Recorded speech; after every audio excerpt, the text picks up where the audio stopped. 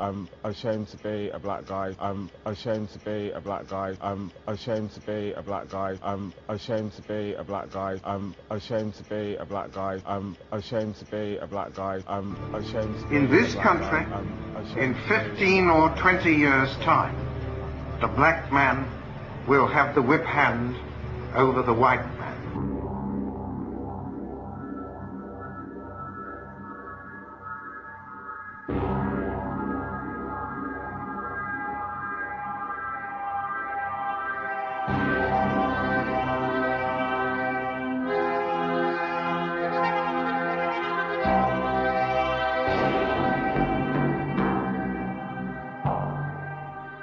I've just been rereading Enoch Powell, The Rivers of Blood speech. His prophecy was absolutely right in one sense. The Tiber didn't foam with blood, but flames lambent wrapped round Tottenham and wrapped round Clapham. But it wasn't intercommunal violence. This is where he was completely wrong. What's happened is that a substantial section of the Chavs that you read about have become black. The whites have become black, a particular sort of violent, destructive, nihilistic gangster culture. This is what happens when a fear of the police evaporates. However, the IPCC have made clear their findings thus far now. I think last night, there is no question that this was an execution-style killing. They are feral rats, feral rats. The mobs were feral rats. I saw an image of a boy, a black boy making a white boy stripped in the street. To me, those things are reprehensible. And those people should have more than the book thrown at them. His prophecy was absolutely right.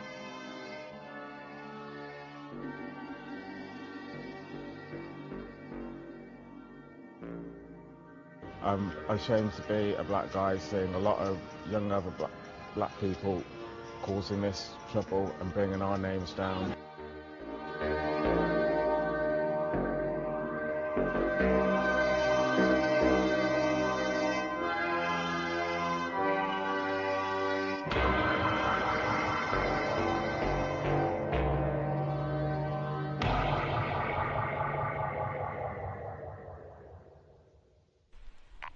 The C.O.W.S, Gus T, Renegade, in for another broadcast, hopefully to share constructive information on the global system of racism, white supremacy for non-white people.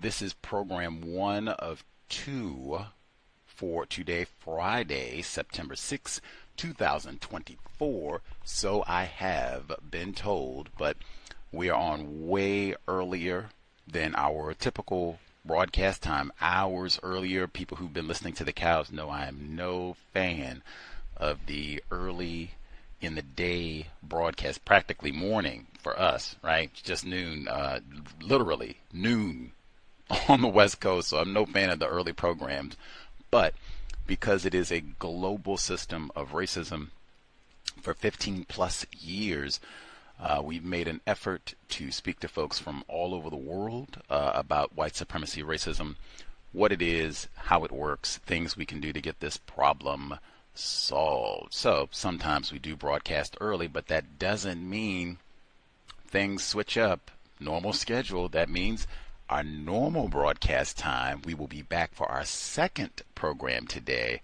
neutralizing workplace racism, because that's, always a problem, racism on the job. But program number 1, I don't know if folks in the States or other parts of the world in our listening audience paid attention to the rioting in the United Kingdom just last month. Wow, that was quite revealing for a number of reasons. And for people who've been listening to the C.O.W.S, of course, Gus T would pay attention to all of that.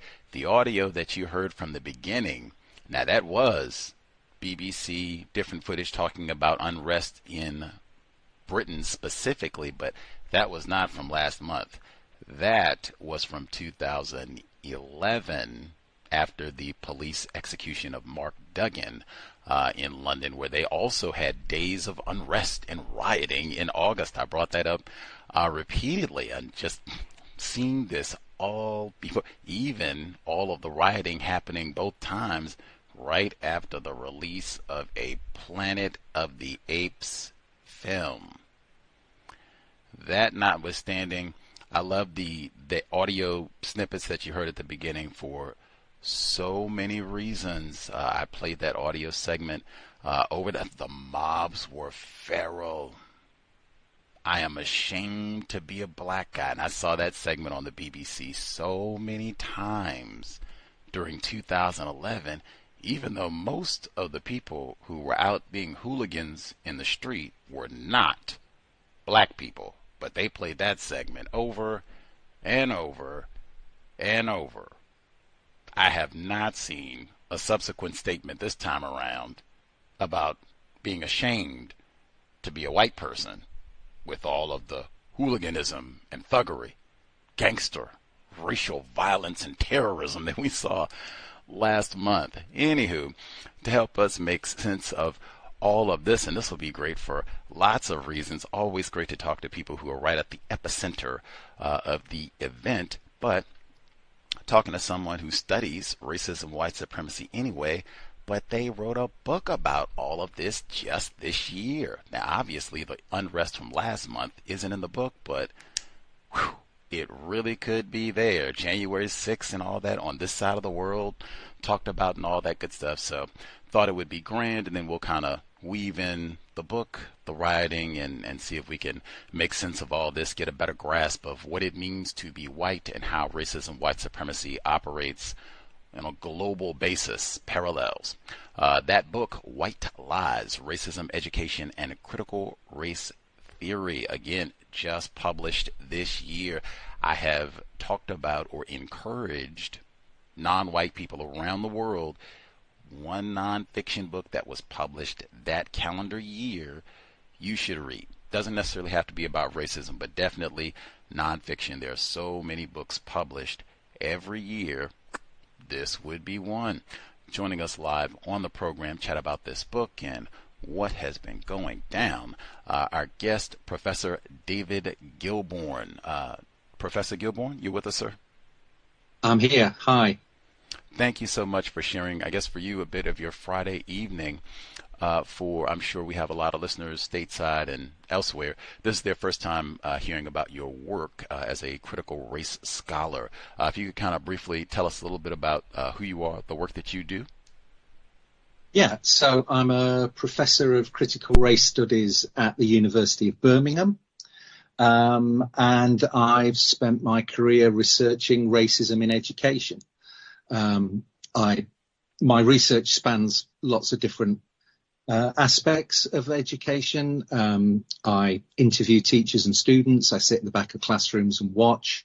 I go through statistics, and I look at education policy as well. So really trying to understand how is it that in places like the US and the UK, where mainstream politicians say that they're absolutely opposed to racism, racism continues to saturate the education system. Particular minoritized groups are failed every year, and yet that's seen as a kind of normal function of the education system. Fascinating, fascinating. One, I just want to make sure, when you say mainstream politicians, do you mean people classified as white? No, I mean people that are in the kind of the largest political parties. So in the US, it would be Democrats and Republicans. In the UK, it's the Labour Party, the Conservative Party, the Liberal Democrats.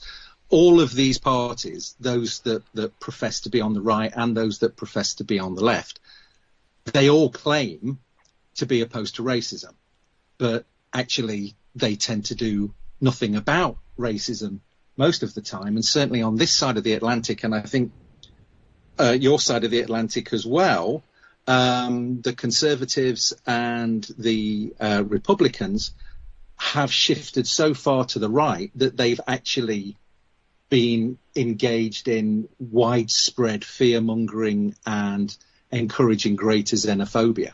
So I think it's not simply that racism has been ignored in recent years, it's actually been fostered and encouraged, I think. For sure. I'm tracking back because my question about most mainstream I said mainstream politicians, do you mean white people? And then when you gave your explanation, really, I know for where I am, most of the people who are politicians in terms of they have a political office, especially if they're mainstream, Democrat or Republican in this part of the world, they are classified as white.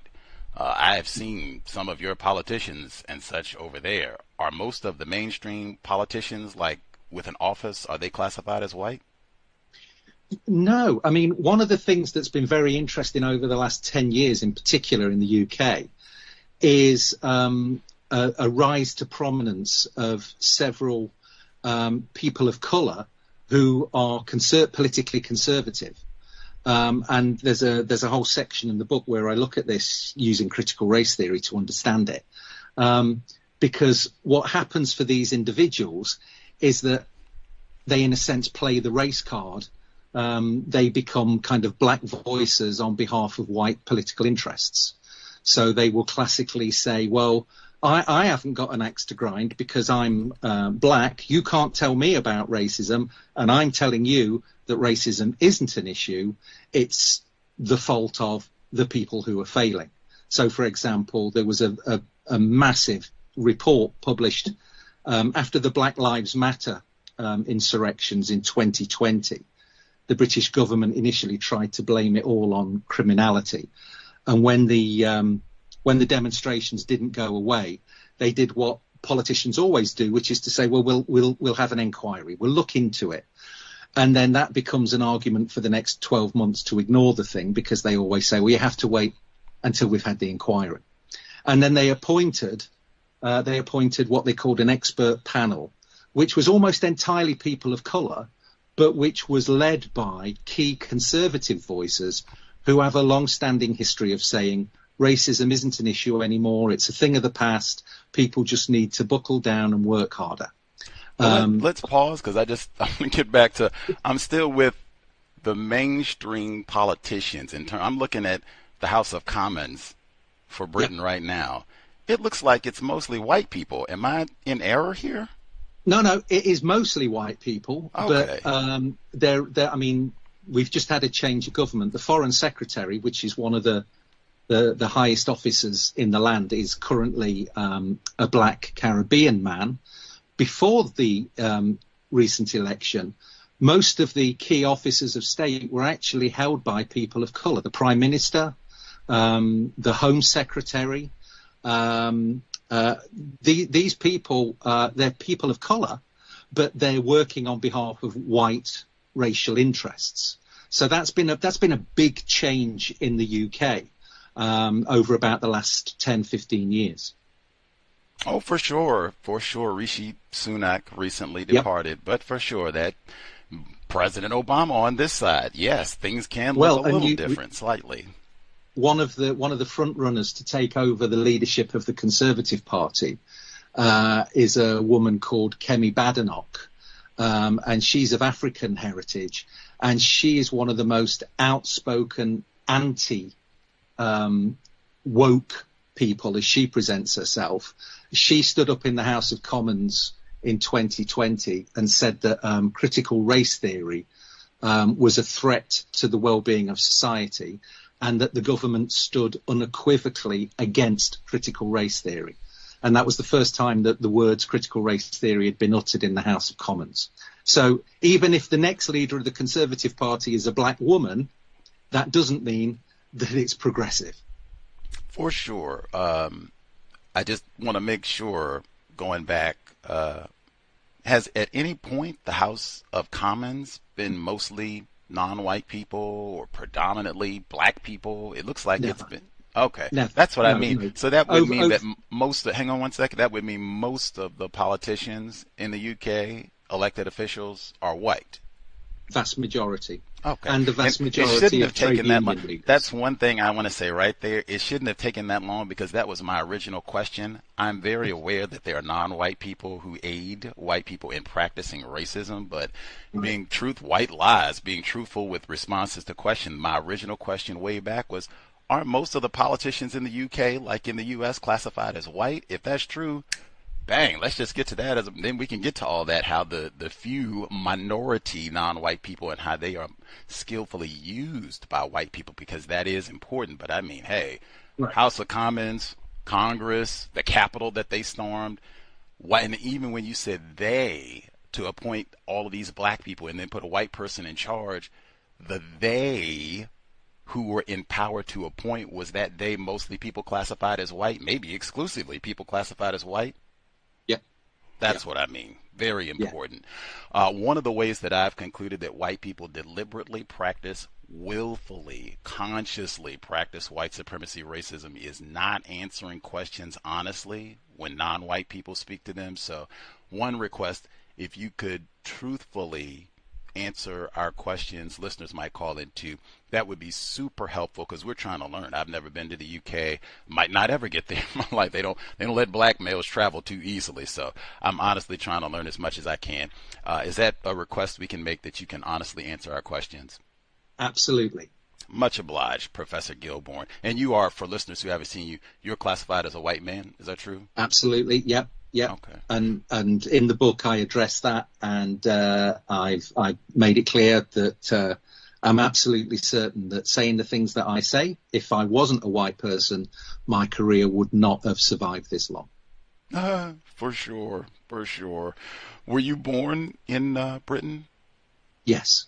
Okay. Wow, fascinating. Have you, well, I guess since you mentioned, have you gotten in trouble at any point? Have you been reprimanded, or, at any point felt like, oh man, I better straighten up and stop saying all these radical ideas about racism. I'm going to get in real trouble. Has that happened to you at any point? I've got in trouble, but I haven't thought I'm going to stop talking about these things. It's very interesting, actually, the level of both professional and personal threat against anti-racist educators, whether they're teachers, university professors, community activists. The level of intimidation, I think, now is worse than it's been probably at any time in the last 30 years. Well, you say you have gotten in trouble. I guess give us you just published this book, so I guess you've been doing speaking and that sort of thing. Mm-hmm. Can you give us one of the more recent examples of how you've gotten in trouble or been intimidated about this work? Well, I was recently told that I was going to be invited to the States to give, they call it a keynote address, when you're like one of the big speakers at a conference. Right. And the people inviting me had to kind of say, well, actually, we can't invite you because we've been told we can't get insurance for the conference if you come and talk about critical race theory. So there was a kind of implicit threat in the sense that if you come and speak, you may be in danger. On this side of the Atlantic, when I opened, myself and colleagues, I was the director of a centre called the Centre for Research in Race and Education. And this is about 2013, at that point it was the first university-based research centre in England to look specifically at racism in education. And we got hate mail, we got death threats. For a couple of years, I had to have a box of medical gloves in my desk drawer, because if I got any mail that I wasn't expecting, I had to open it wearing plastic gloves so as not to contaminate the evidence trail. So that's the kind of level. But the interesting thing is, of course, my black colleagues face much worse threats than I do, and particularly black women. The people making the threats make much greater threats against people of colour. Oh, I know all about that, for sure. Yeah. For sure. Wow, the gloves and all. Yes. For this program, we ask all of our guests definitions, terms, very important. I use the term racism and the term white supremacy as synonyms, and I use the same definition for both terms.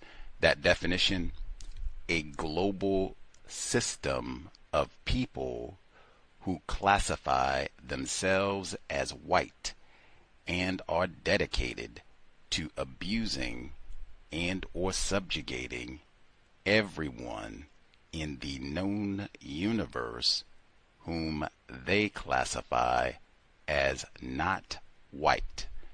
Do you think such a system exists? Do you think that definition is accurate? Yes and yes. Succinct. Love it. Love it. I mean, I can talk more if you want. The notion of white supremacy, obviously, the way in which you're using it, and I use it in the book, is talking about a global system of racist oppression. Now, the way in which that term gets redefined in politics and in the media is they use white supremacy to mean kind of neo-Nazi, far right groups, which of course pulls off the trick of saying, oh, actually white supremacy is this tiny fringe thing, whereas what you and I are talking about is the global system. The norm is white supremacy. All over the planet, while we're on way early in the daytime here in the Pacific Northwest. Have you, Professor Gillborn, have you seen any evidence that a sizable population of people classified as white are going to voluntarily discontinue the practice of racism, white supremacy? It depends on how we define a sizable proportion. I mean, lots of anti-racists came out onto the street after the race riots a few weeks ago. One of the main reasons that the racist rioting died down after about 4 or 5 days was that literally thousands of people came out onto the streets, not just white people, very diverse crowds came out as counter demonstrators, and within a few days outnumbered the racists, and the racists went away. They disappeared back into the background. Now, I don't imagine that it's anywhere near a majority, but certainly I think there are probably more active anti-racist white people at the moment, certainly in the UK, than ever before. But the problem is that the kind of centre ground has shifted very further to the right. So you mentioned in your opening about how in 2011 the blame was all foisted onto black youth and the centuries old stereotype about black criminality. What happened with the racist riots here a few weeks ago was that lots of politicians, lots of people in the media started saying, well, you can't call all of those people racist. A lot of them had legitimate concerns.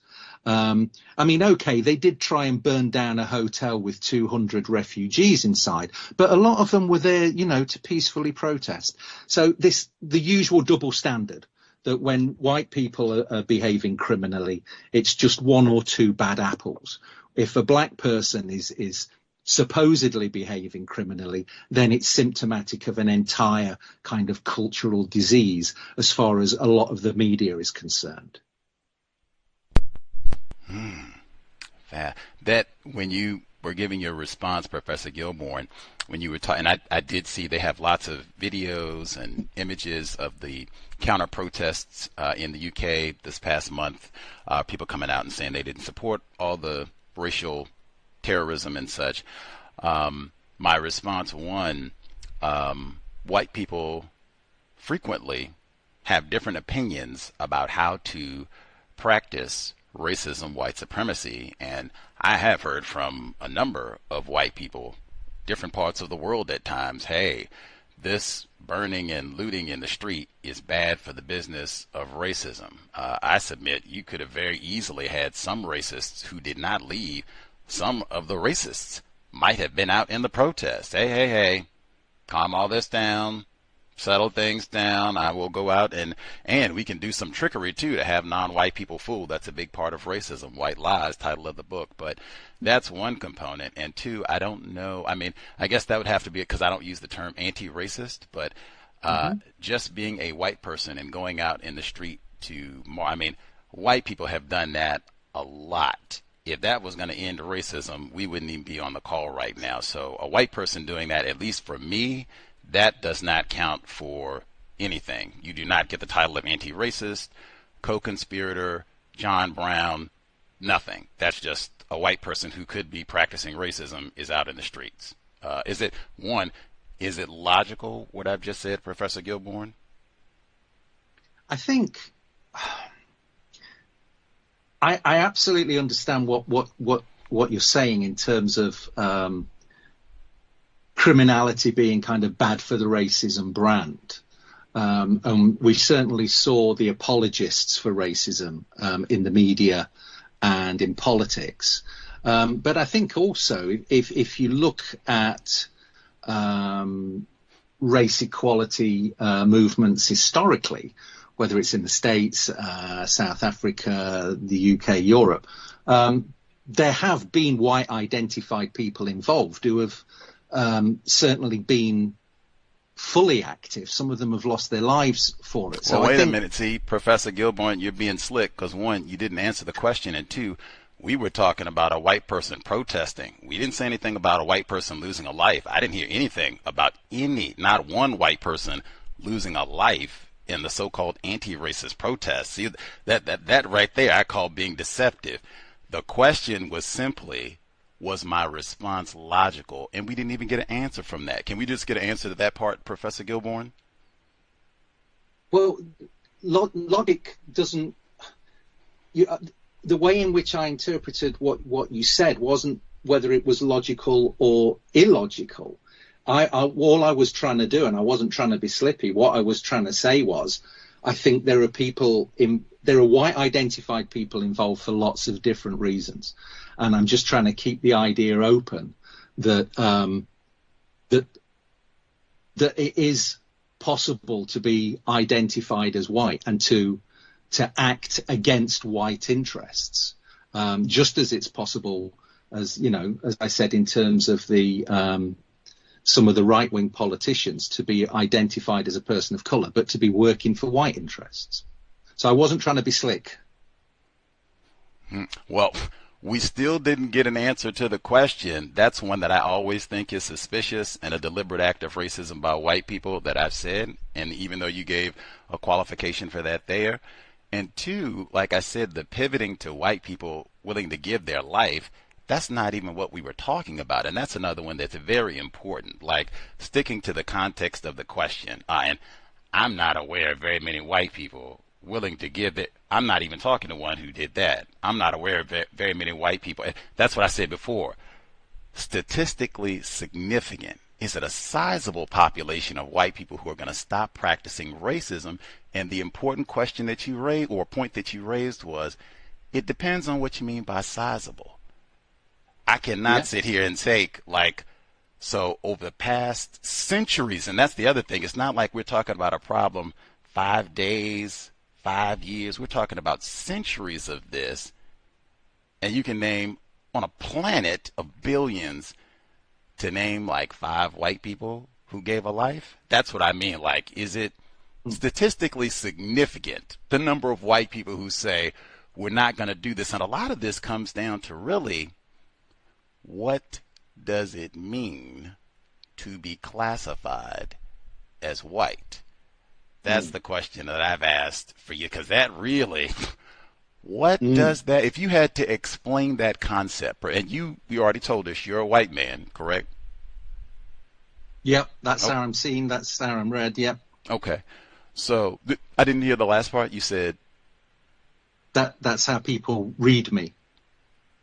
Okay. I'm viewed as when I walk up to a podium, I'm not being equivocal here. I'm identified as a white man, but part of the point of the book is about how the white supremacist system is so far normalized that the vast majority of people, particularly white people, view that racism as not even qualifying as racism. They just view it as how the world is.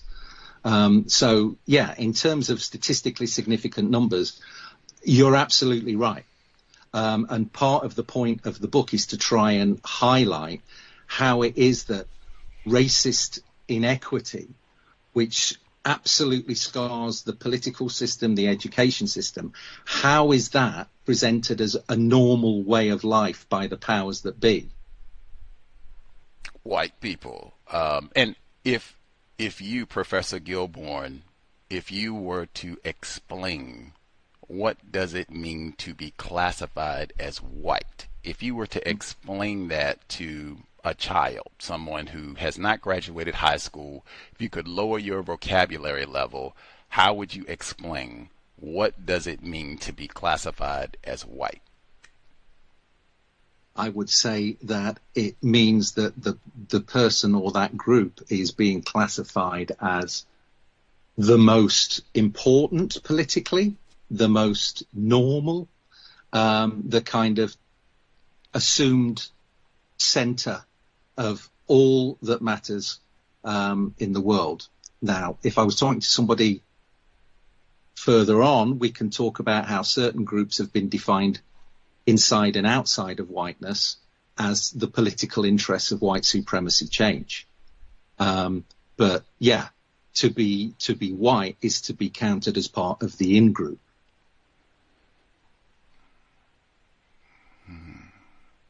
Fascinating. Does being classified as a white person, how does that encompass your conduct, thought, speech, and action as it relates to non-white people? Are you asking me personally or generally? Both. You're a white person, so absolutely both. Yeah, but I think I've spent a lot more time thinking about these issues and trying to understand it than the vast majority of white people. Most white people, I think, don't think about these issues.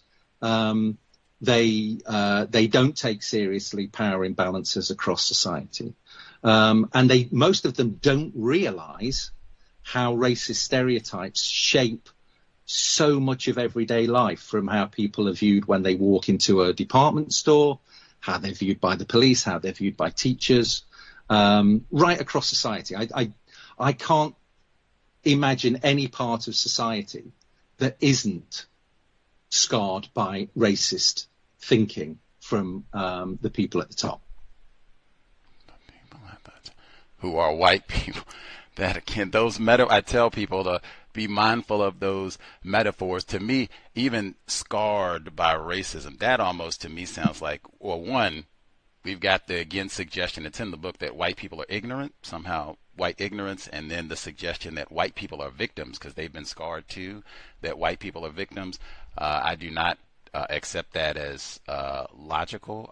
Really, the people at the top are classified as white. That was the point I got at before about who are the people, mostly who are the politicians in the world. Oh, they're white people. These are the people that are making the rules and deciding who's going to be on the panel and all that good stuff. I didn't really get an explanation in terms of Professor Gillborn, in terms of white people and what does it mean to be white in relation to non-white people. Because I think that has to be a major component. It's not just I'm the center and I'm supposed to be important and all of that, but a major component, unless I'm mistaken, of being classified as white has to deal with how I relate to individuals who are not white. Is that true? Yeah, and okay.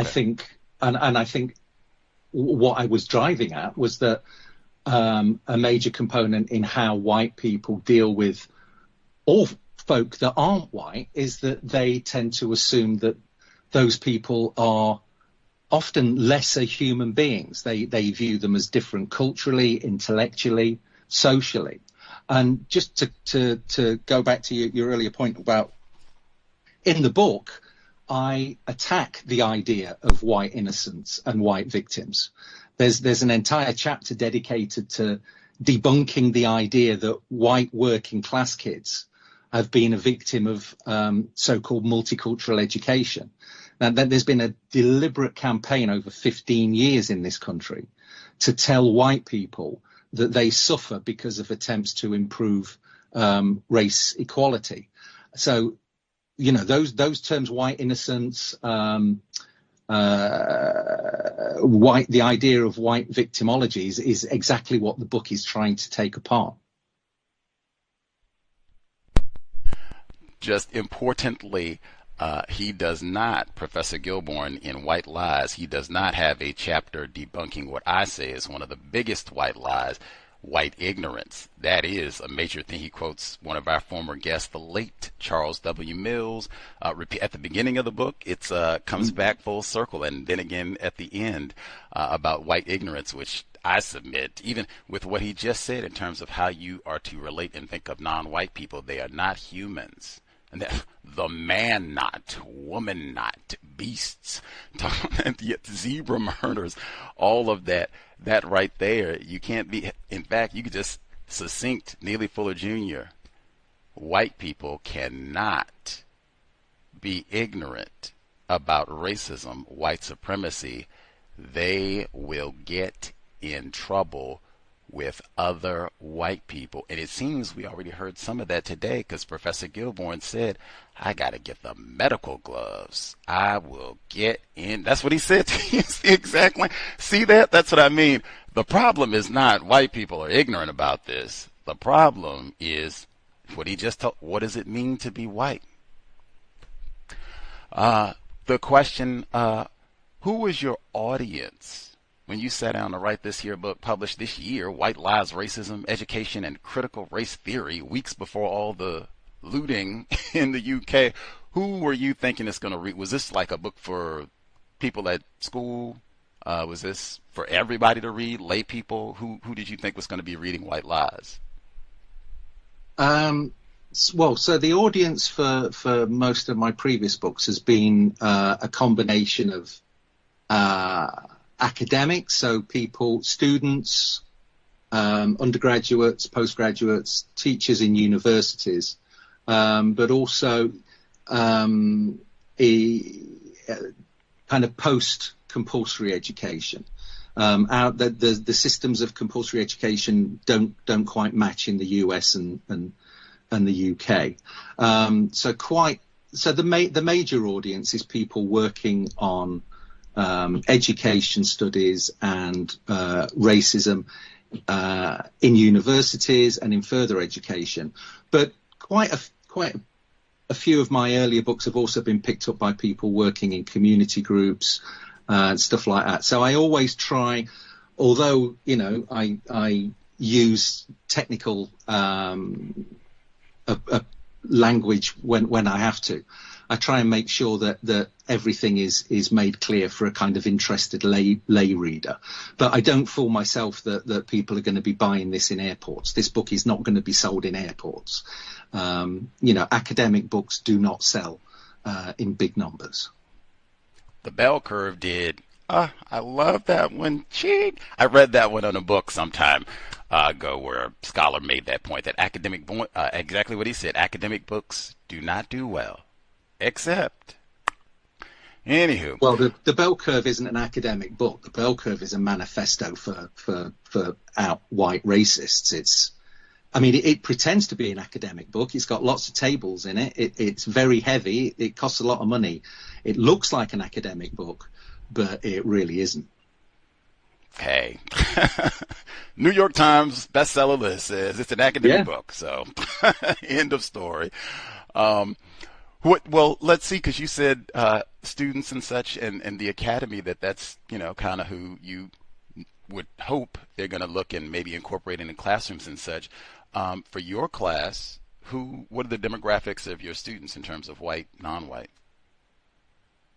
Our university, white students make up about, I think, 60 or 70% of the student enrollment. Higher education in the UK is very much shaped by racism. The more elite universities are massively, predominantly white, and the universities with less funding and less status are much more diverse.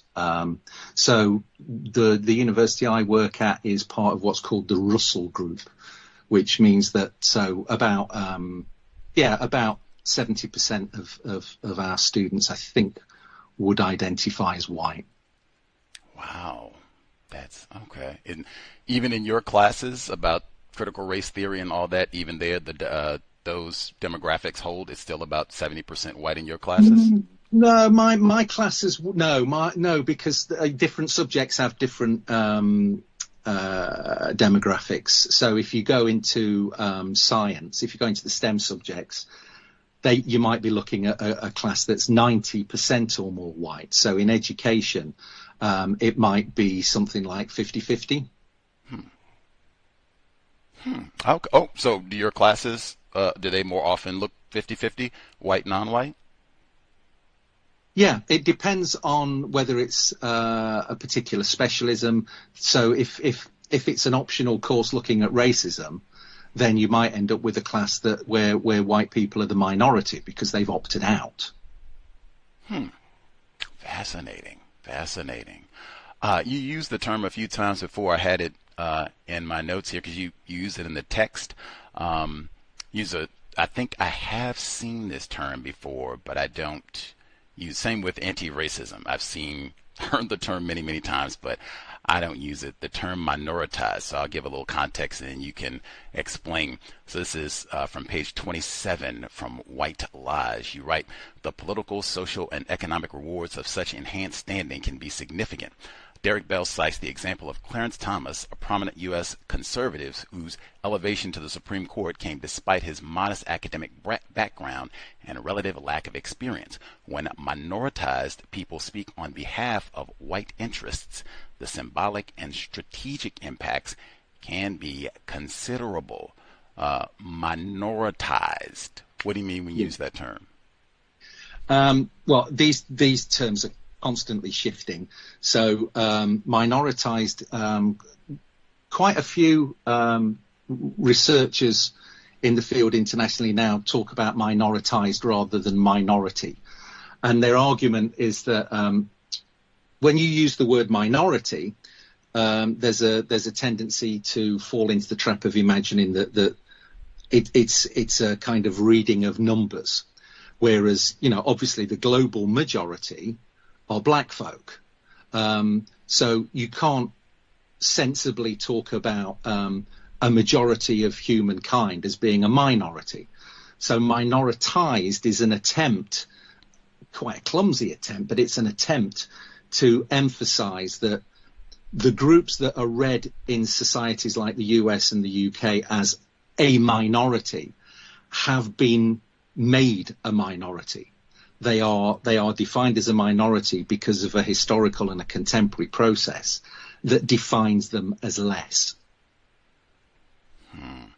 Important point that he just shared. Dr. Welsing emphasized that point all the time, that non-white people are the majority in terms of population in the world, that people classified as white are the minority, which comes up in the book White Lies a few times. Old Peyton Chintrin comes up a few times as a lament in all of this.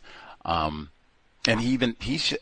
Professor Gillborn said that the term is kind of clumsy in its attempt at what it's getting at, which I agree. I don't think I don't use the term minority. So to then try to come up with some permutation of that term, I just don't. I think at what they're getting at, though, I do agree with, and the way that I try to attack that is using the term non-white and then victims of white supremacy for exactly the same reasoning, logic, that these groups have been fabricated by racists. And as such, the terms that are used should reflect that this is something that has been done to these people in the process of racism, and that non-white keeping the focus on all the people that are supposed to be mistreated because they are classified as not white, and victim of white supremacy. Because even at your previous response, you were talking about the funding at UK institutions. You said at the white schools they have lots of funding, and then you said at the schools where they have less funding and resources, they tend to be more diverse, as opposed to they have fewer white people, or they have lots of non-white people at the schools where they have no resources. Like that, making it very explicit, very direct what it is, as opposed to, because that's one of the ways white people practice racism, in my opinion. If it's even in my opinion, it's a form of deception, being euphemistic with language, saying it's more diverse. Because sometimes white people, they'll use that and say, well, we've got white people in a wheelchair here, so it's diversity. Or we've got elderly white people, so it's diversity. Or white LGBTQ people here, so it's diversity. As opposed to, no, there's no funding here because there are no people, or there are way fewer people classified as white. Language, and again, all of that, in my view, exactly what the book, White Lies, the insidiousness. White people are very skilled. That's also, I view, as a form of not ignorance, intelligence. They skill. In fact, give us, what is the Equiano Project, Professor Gillborn? What is that? Well, before I get on to that, can I just say I absolutely agree with everything you just said about language. And part of the problem is, and this is where I get annoyed with scholars who write books entirely about theory and don't try and link it to the real world. The problem is, whatever language we use, white supremacy colonizes it. So in the UK, multicultural education back in the 70s was seen as radical. And then we talked about anti-racist education as the kind of more radical version. Then that was taken over. So exactly what you've just said about diversity, that diversity back in the day used to be a radical thing, and now it's meaningless. And very often, when in this country, when people talk about diversity, they mean there are women in the room. So you're absolutely right. The problem is white women. Not necessarily. The institutions like universities are much happier talking about gender equity than race. Race really is off limits. There are many more universities putting money into gender equity. But you're absolutely right. When you look at what happens in those projects, by and large, the women of colour do all the work and the white women get the credit. So that, but what you were saying about, for example, non-white people, that is a term that in a lot of the academic work internationally, people are advised, scholars, international scholars, black, white, Asian, are arguing that we mustn't use non-white because it classifies the vast majority of the Earth's population in relation to the fact that they're not part of that powerful minority who define themselves as white. So there really isn't any language that we can use that I think captures the complexity and how fast racism adapts to everything that we try and do against it. So I think we're always playing catch up with language. And, you know, there are good arguments for these different terms, but none of them, I think, are kind of free from those problems, because the racism inhabits so much of the context within which we're trying to use language. So whatever language we come up with gets corrupted and gets colonized by racism. Right, so Equiano Project. You want to know about the Equiano Project? It was one of several pressure groups that emerged in 2020 and 2021. They're sometimes referred to, I refer to them in the book as AstroTurf organizations. They present themselves as being grassroots. So they say we're a grassroots organization from the community or from teachers, but actually their funding is very unclear. They often have some of the same key people on different organizations. They have access to the right-wing media, and they argue for the status quo. So the Equiano project is an example. The name Equiano is taken from a black slave who freed himself from slavery in the UK. So taking that as a name sounds like a progressive, radical thing, but actually the Equiano project is all about so-called freedom of speech and shutting down radical analyses of white supremacy. I was staggered. If reading more important than watching television. In fact, Professor Gillborn, are you familiar with the book The Delectable Negro, Human Consumption and Homoeroticism in U.S. Slave Culture? Do you know that book? No, I don't. It's one of the best books on white supremacy ever. Number one on my list. There's a whole section on Olaudah Equiano in that book. And oh, right. Homoerotic racism, and analyzing his autobiography and saying, oh my goodness, this fits a broader pattern of white people sexually abusing black children throughout slavery. There's a whole section just on Olaudah Equiano. Right. Any hoodles. When I saw that, was the first thing that came to mind when I saw that. Like, woof, changed everything. That book, Delectable Negro. But then I said, wow. You see the pattern, because they do that sort of thing. You have the groups that are where they'll take the language of verbiage of Dr. King. You know, we want our children to sit together and content of their character not be judged by all that. Now, but they will deliberately, skillfully take whatever it is, whether it's they will name their group after a black person, they'll say they're the James Baldwin gang or whatever. They'll take, the verbiage of Dr. King, but all of this is in support. And that's what I said, the insidiousness of language. You would look at that and think, oh, wow, it's the Equiano Project. They care about black people. Maybe they're working against it. No, not at all. Not at all. Why did you have to pick this name, though? Like, you could have picked anything. It's, in my opinion, there's an added layer of white supremacy racism, because you are not in support of Olaudah Equiano's life, nor black people, like all of this white lies. Go ahead, Professor Gillborn. Oh yeah, and it's no accident. I mean, there's at the same time in the book, one of the chapters is a timeline of events from the murder of George Floyd through for almost 2 years to the supermarket shootings in Buffalo. And it just documents the moves both in the US and in the UK to shut down any critical assault on white power. And just as we had these AstroTurf groups starting in the UK, there was several of them cropped up in the States. The big one is called the Foundation Against Intolerance and Racism, FAIR. Now that sounds like a good thing. It's against racism. When it was established, you click on its homepage, and the first thing you see is a black and white picture of Martin Luther King taking up the whole of the page with the quote about the content of character. And yet every single contribution on the website is to shut down any race-conscious analysis or even talk.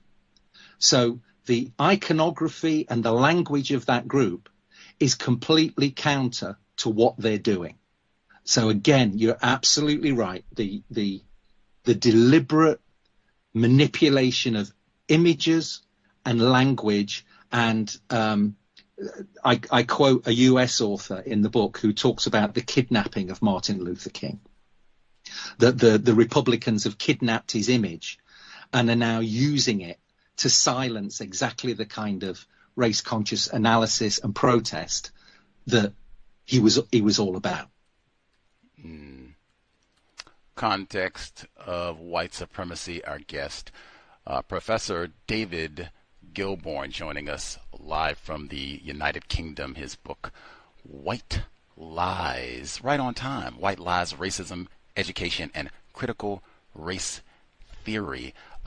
We've mentioned it a few times, and even I mentioned it in that passage. I guess I'll go back to it just to get you to give a little detail, because I think this is really important worldwide, not just in the UK or U.S., all over the planet, and has to be the important point that Professor Gillborn made already.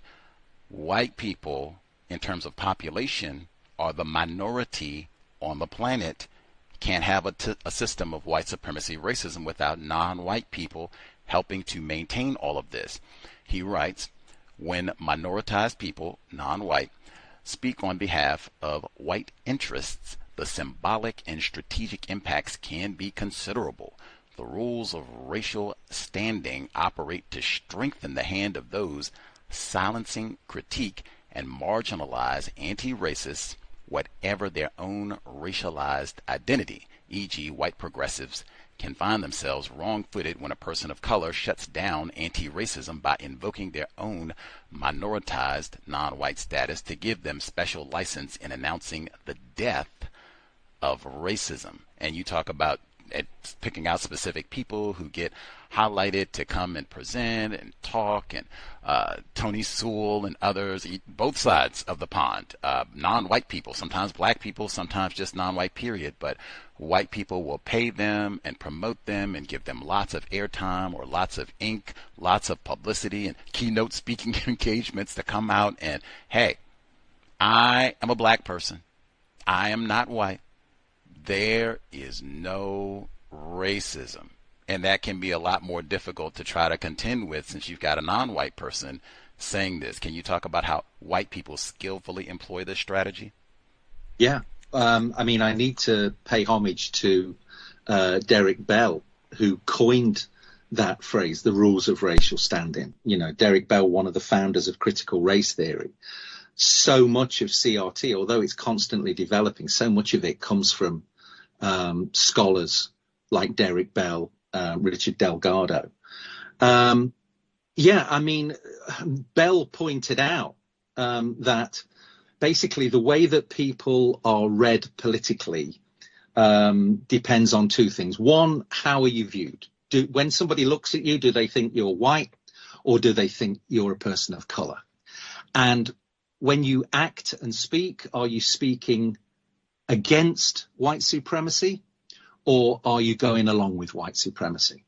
Now, if you're a person of color fighting white supremacy, then you're completely discounted. You're told you're just special pleading. You're making an excuse for the fact that you're lazy, you're a criminal, you can't be bothered.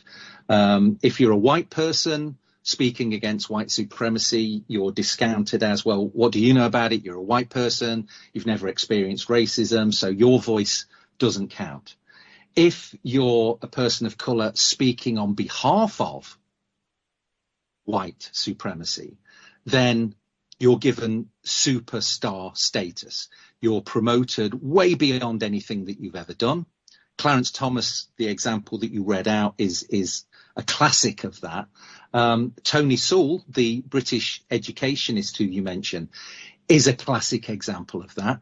Tony's research is piecemeal, limited, and yet he has been promoted to become probably one of the most prominent educationists in the UK as a result of leading that special inquiry that said that the Black Lives Matter protests were misguided, that actually the race inequality in the UK, in the health system, in the policing system, in prisons, in schools, that actually that's got nothing to do with racism. It's all about people not working hard enough. It's all about other issues to do with their culture, which is, when we talk about language and slippery uses, every time I hear the word culture, that rings alarm bells.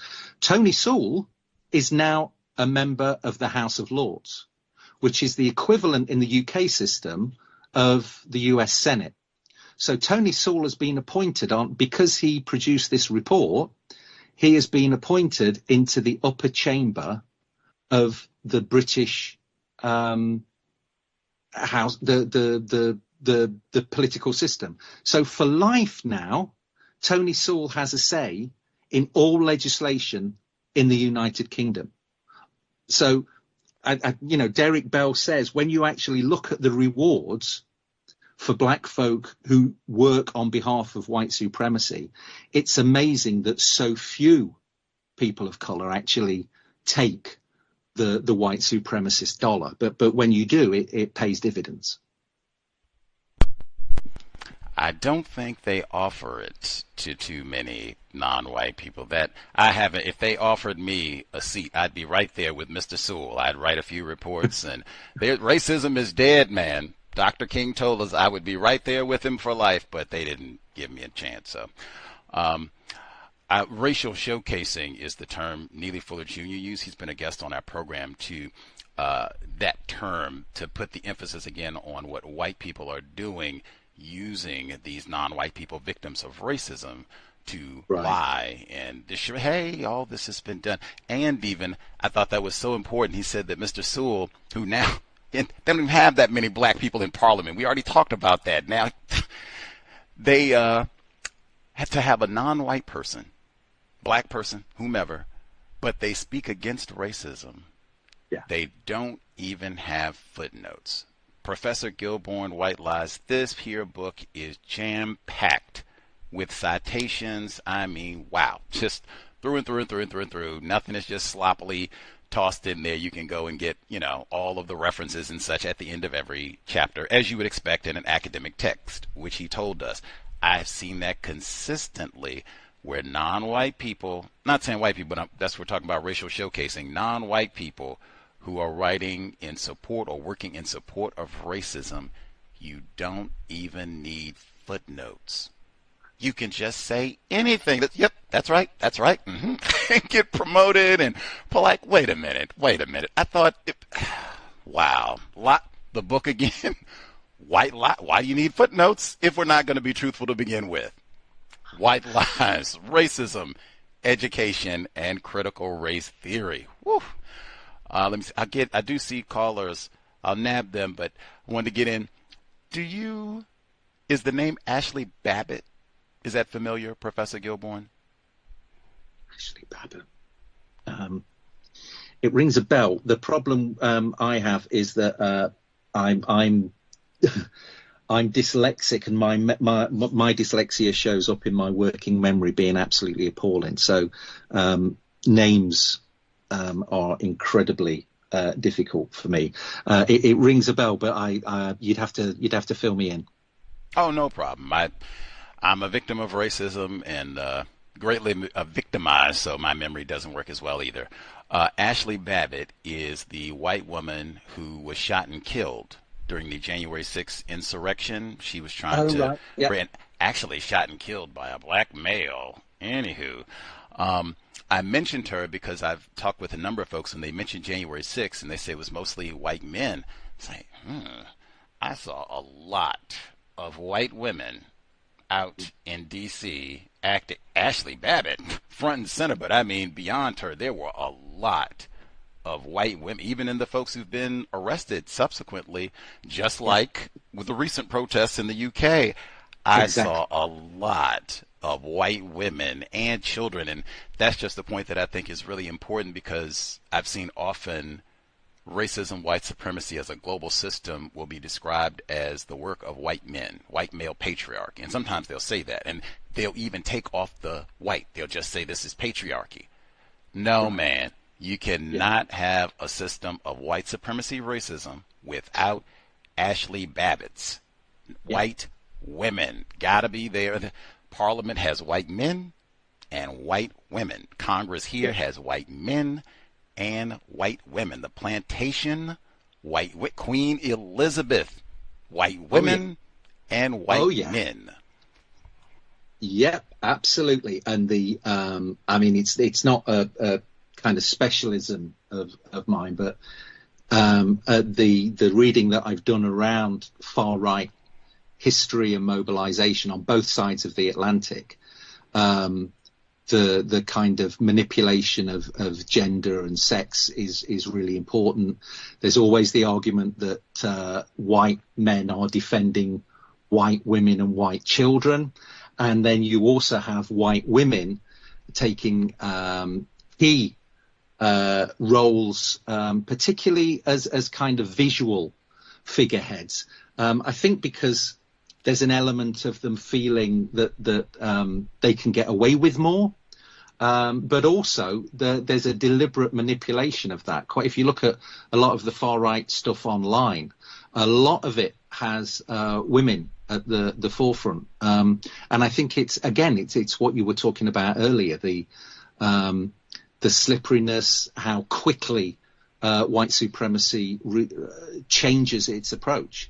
That if having a woman leading a racist organization is successful, then you'll have lots of racist organizations that suddenly promote women. It's the speed with which white supremacy responds is astonishing. But yeah, your point is absolutely well made. The riots in the UK, women were very prominent. Indeed, white children were prominent. Mm-hmm. And just a few days ago, an 80-year-old South Asian man walking his dog in his local park was murdered by, they've arrested a 14-year-old child who is believed to be white but hasn't been confirmed. I'm gobsmacked. I shouldn't be. That is so disgusting. Yeah. Wow. And then he said 14. Whew. Yep. Colt Gray, Georgia. Yeah. Named Colt like Colt 45, the gun. Yeah. Colt Gray with an AR-15. Isn't that the gun we love? Just went and shot up that school. 14 years old. Oh, what does it mean to, and they reported the police had went to talk to him last year, mm-hmm. and they said, we'll have to take you at your word that you'll be a good boy, Colt. We'll talk to you later. Yeah. And that's in his book, White Lies. He talks about the exclusion and how black children, non-white children, they get the boot. You're out of here. Now, imagine a world where that had been Leroy. Now, Leroy, they say you've been threatening to shoot up the school, but, you were just messing around. You're probably going to be all right. You behave, Leroy, and that's it. And then, come on. The white children, can't leave them out, too. I say that, white women, white children, can't leave them. I saw white children at the UK riots, too. Lucy Letby, on your side of the world, white woman again, who is killing all those children in the nursery. Importantly, she could have been stopped. A non-white male doctor, Ravi Jayaram, he made an effort. He said, hey, something is wrong here. She's been present, Miss Letby, at these different, traumatic events. Patients are dying and such. I think she should be investigated. They told him to hush it, made him apologize to her, and they moved forward. Oh, you're familiar with this part of the Lucy Letby saga? Oh, yeah. Well, this is what I'm saying. I've lost track of the number of times since 2016 that I have said you couldn't make it up. Because if you made it up, if you put it in a TV drama, people would say, well, that's stupid. That'll never happen. That's too far-fetched. But it happens all the time. The idea, the idea that a white woman being linked with multiple deaths of children, but the person of colour who's in a more senior position and has registered his complaints is actually told to apologise. I mean, that just captures everything about the depth of the racism, the white supremacy. Its immediacy, how vicious it is. And yet it's completely normalised. It's just part of the scenery. There's a quote in the book from an African American poet where he talks about, racism isn't the shark, it's the water. So, earlier on I said it's every part of society. It's the health service, it's prisons, it's criminal justice, it's education. You name it, it is shaped by white supremacy. It operates on behalf of white supremacy. Context of White Supremacy, Professor David Gillborn, live from the UK. Our caller who dialed in, hand up, found us early, 2262. Did you have a question for Professor Gillborn? Caller at 2262 should be with us on an early, at least for me, early Friday afternoon, 2262.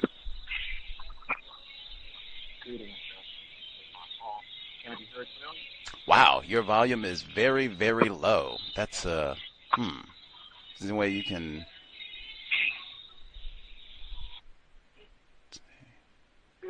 How about now? Can I be heard? Much better. Yes, sir. Sorry about the noise. I'm in the gym right now. I only really have one question for the guest. I wasn't here earlier, so I wasn't able to see if you agree with Gus's definition or not. But do you have a definition of your own of white supremacy or racism to our guest? Yeah, the definition that I cite in the book is one that, white supremacy is a system of beliefs and actions that systematically benefits white people and disadvantages people of color. So you can see it in the economy, in the health service, in the criminal justice system, and it's both systematic beliefs and actions.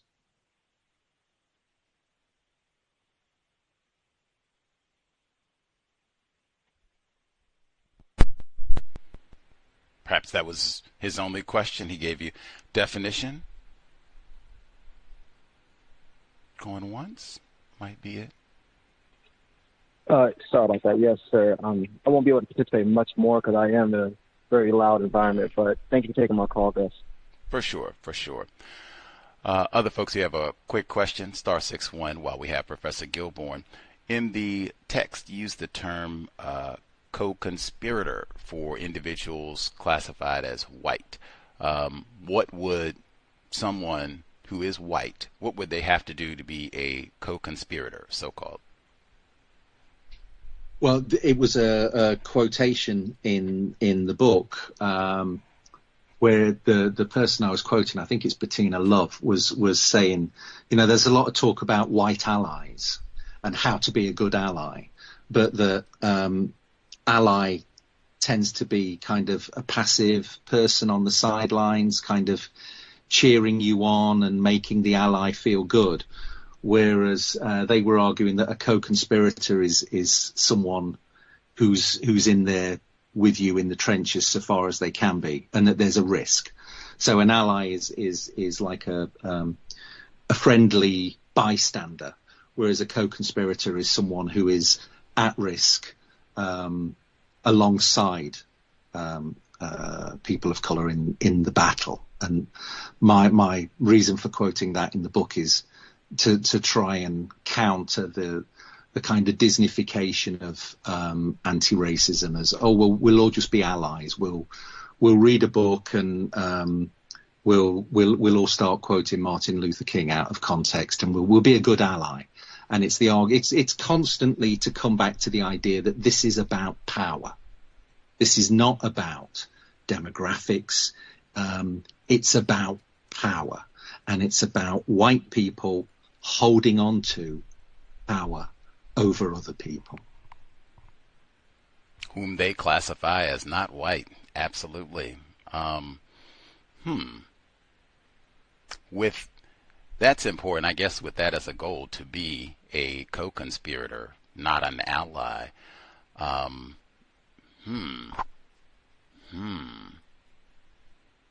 guess. Go ahead. So, sorry, I was going to say, it's a challenge that ally is too, it's too comfortable. It's still being part of the system, whereas co-conspirator is about not being comfortable. It's about being at risk. It's about doing something which might actually cost you. You might lose your position. You might lose a lot more. Whereas ally is like, oh well, I went to the bring and buy, and I bought a T-shirt that said Black Lives Matter, and so I've done my bit. That kind of allyship.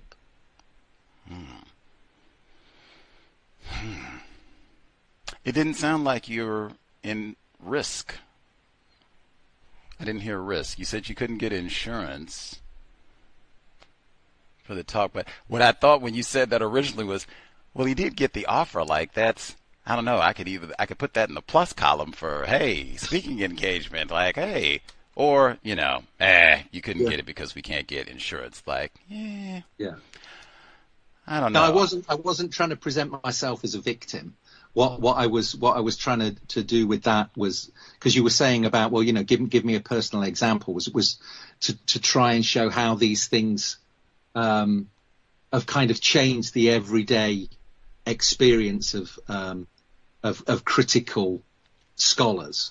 That if you're doing this work, if you're calling out white supremacy in your scholarship, particularly in the States.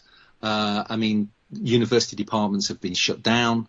As you know, something like 28 states have passed laws basically outlawing any critical discussion of white racism inside high schools and inside state universities.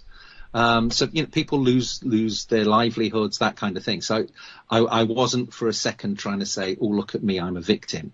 I was trying to give a sense of how this level of threat has now become part of the everyday world of universities when it comes to this kind of work. I know at least for the U.S. component, I really haven't seen where white people have lost their livelihood because of their insistence on talking about racism. Now, when they get to the book, but that's one where they do a lot of conflation when they start talking about book banning in the U.S., because sometimes they're having a kerfuffle about LGBTQ and gay books that have nothing to do with racism. So in terms of white people losing a livelihood because they were teaching about racism, like, I am not aware of that at all. In fact, I can think of a lot of white people who they have got really nice careers here talking about racism and publishing lots of books, cushy, much like yourself, college careers, speaking engagements, honorariums, all of that, where all of that is substantially more difficult to obtain for black people who, what you said, the threats and all of this could be jeopardized. You better watch what you say. We've had a lot of people who can attest to that, males, females, all over the world. I guess importantly, with as much honesty, going back, White Lies is the title of the book, so being honest, do you practice white supremacy racism, David Gillborn? I'm sure that I do. I don't.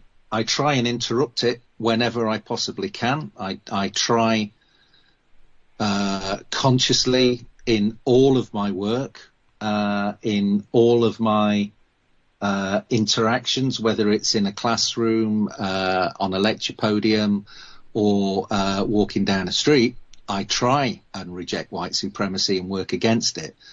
But I don't think any white person can honestly say that they don't benefit from white supremacy.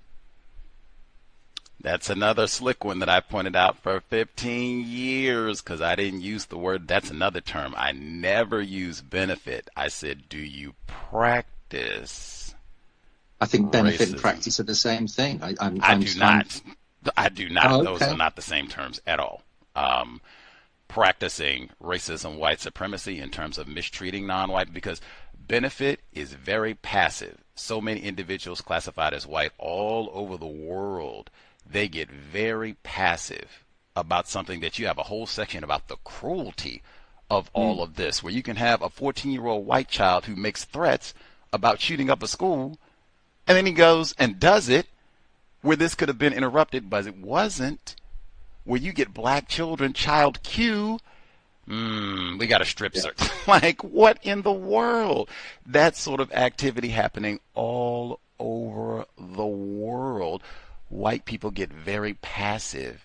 I said, well, I benefit. Like, you know, we've had Dr. Peggy McIntosh on the program. I know you know her work, the knapsack and all that. Very passive, where I just woke up and my knapsack had all these goodies in it. And, you know, I didn't want them. That is not how this operates. You can't have child Q, even what you told us already. White people cannot be ignorant. You have to be actively engaged in just that's why I asked that question. What does it mean to be classified as white? As it relates to non-white people, that is an active, daily engage, exactly, in all areas of people activity. Lucy Letby, shut up. You don't tell anything on Lucy Letby. She didn't do it. All areas active. I'm paying attention, making sure we don't hire non-white people. We don't give them housing. We lock them up for no reason. Mark Duggan, all of that is very active. So it can't just be, I benefit. It would have to, like, can you think of a time where you can truthfully say, I practice racism you sound like you're not a teenager. So in the time that you've been on the planet, can you think of one instance where you have practiced racism?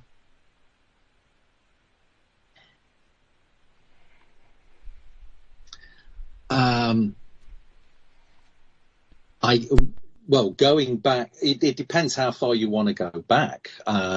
Certainly when I was a student, I practiced racism a lot. I bought the stuff about people getting a kind of extra leg up if they weren't white. All of those kind of racist stories that are still peddled to the white working class. I come from a fairly working class background, and I think one of the reasons that I can now kind of see through a lot of that bull is that I was taken in by it pretty much throughout my childhood. I can't say that I can't name an example as an adult where I've practiced it, because if I think I'm involved in a practice or about to do a practice like that, I would work against it. It's a part and parcel of how I try and exist in the world. So, but my argument earlier was about the fact that I would not say, no, of course not. It's impossible for me to practice it. But I can't consciously name a practice that I've been involved in recently. We've talked to, I don't know, we've been on the air for 15 years. We've done thousands of programs at this point, talked to white people all over the planet. We have had Dr. Peggy McIntosh and many, many other white people who they benefit from racism, absolutely, and they can give us a long, infinite list of the ways that they benefit from racism. When I've asked them, how do you practice white supremacy racism, that happens almost every time. We get almost every white person, to a woman, to a man, to a child. They've not been able to give illustrations. Not everyone. We've had a few who have, but for the most part, that's what happens. And I've asked, like, wow, that's on a planet dominated by white supremacy racism. That's suspicious, at least, that you have so many white people. And we're not talking about white people for the most part who are like 15 or 18 who are really young. We're talking about white people who are 30s, 40s, 50s, 60s. That is really peculiar to have all these white people. And I didn't say like 50 examples. I didn't say you were at a lynching. I just said one example. And nobody can think of one time like, yep, I did do something a little racist that one not one. That is suspicious, don't you think? What are the odds? What are the odds? Have you heard any racist jokes from another white person, Professor Gillborn? Yes. Oh, man. Can you remember and share one of the racist jokes that a white person told you at one point? No, because when I hear them, I call them out. I certainly don't try and commit them to my appallingly bad memory. That also is a big pattern that we've observed, where we've had tons of white people from all over the world say, have you heard racist jokes? Oh, yeah, Gus. We've even had some white people, they said, I've heard thousands of them, which I believe them. I think that's true. I said, well, can you share one? Almost unanimously in the same way. They said, oh, no, either they don't remember or whatever. That, and particularly the more recent scholarship that I've seen, where there are studies that show that white people search for racist jokes on par with internet searches for the Los Angeles Lakers. Really?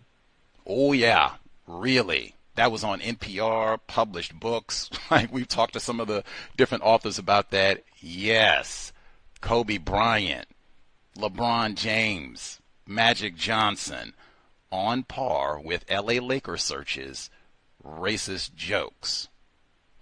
That's another one. That's like, wow, if these are that prolific and all the evidence that I've seen, they are, wow, how is it that you can't remember one? And what I submit to is that with the subject matter that we're on, white lies, that is the one time white people are being honest. Those racist jokes reveal so much about white identity and the system of one. Just what I said.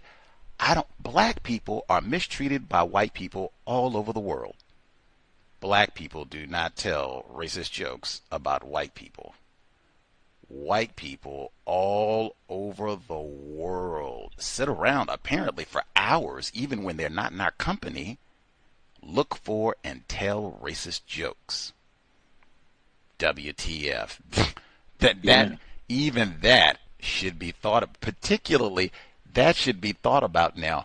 Are white people going to voluntarily stop practicing racism? They can't even stop telling racist jokes, apparently. No.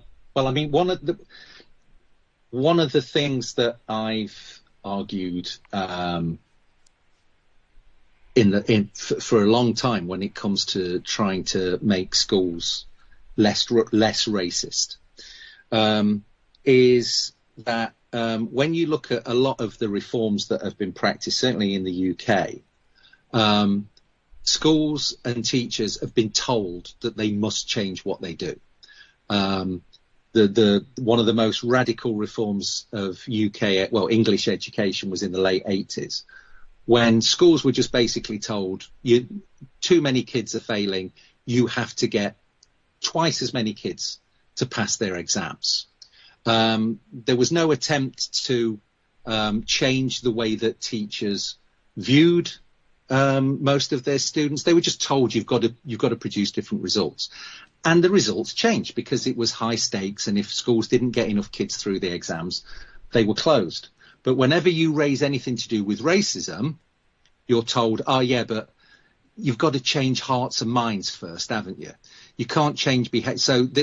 Because the whole argument about racist jokes often comes out, certainly in the UK, in the media, where white people in the media will say, oh, well, it was only a joke.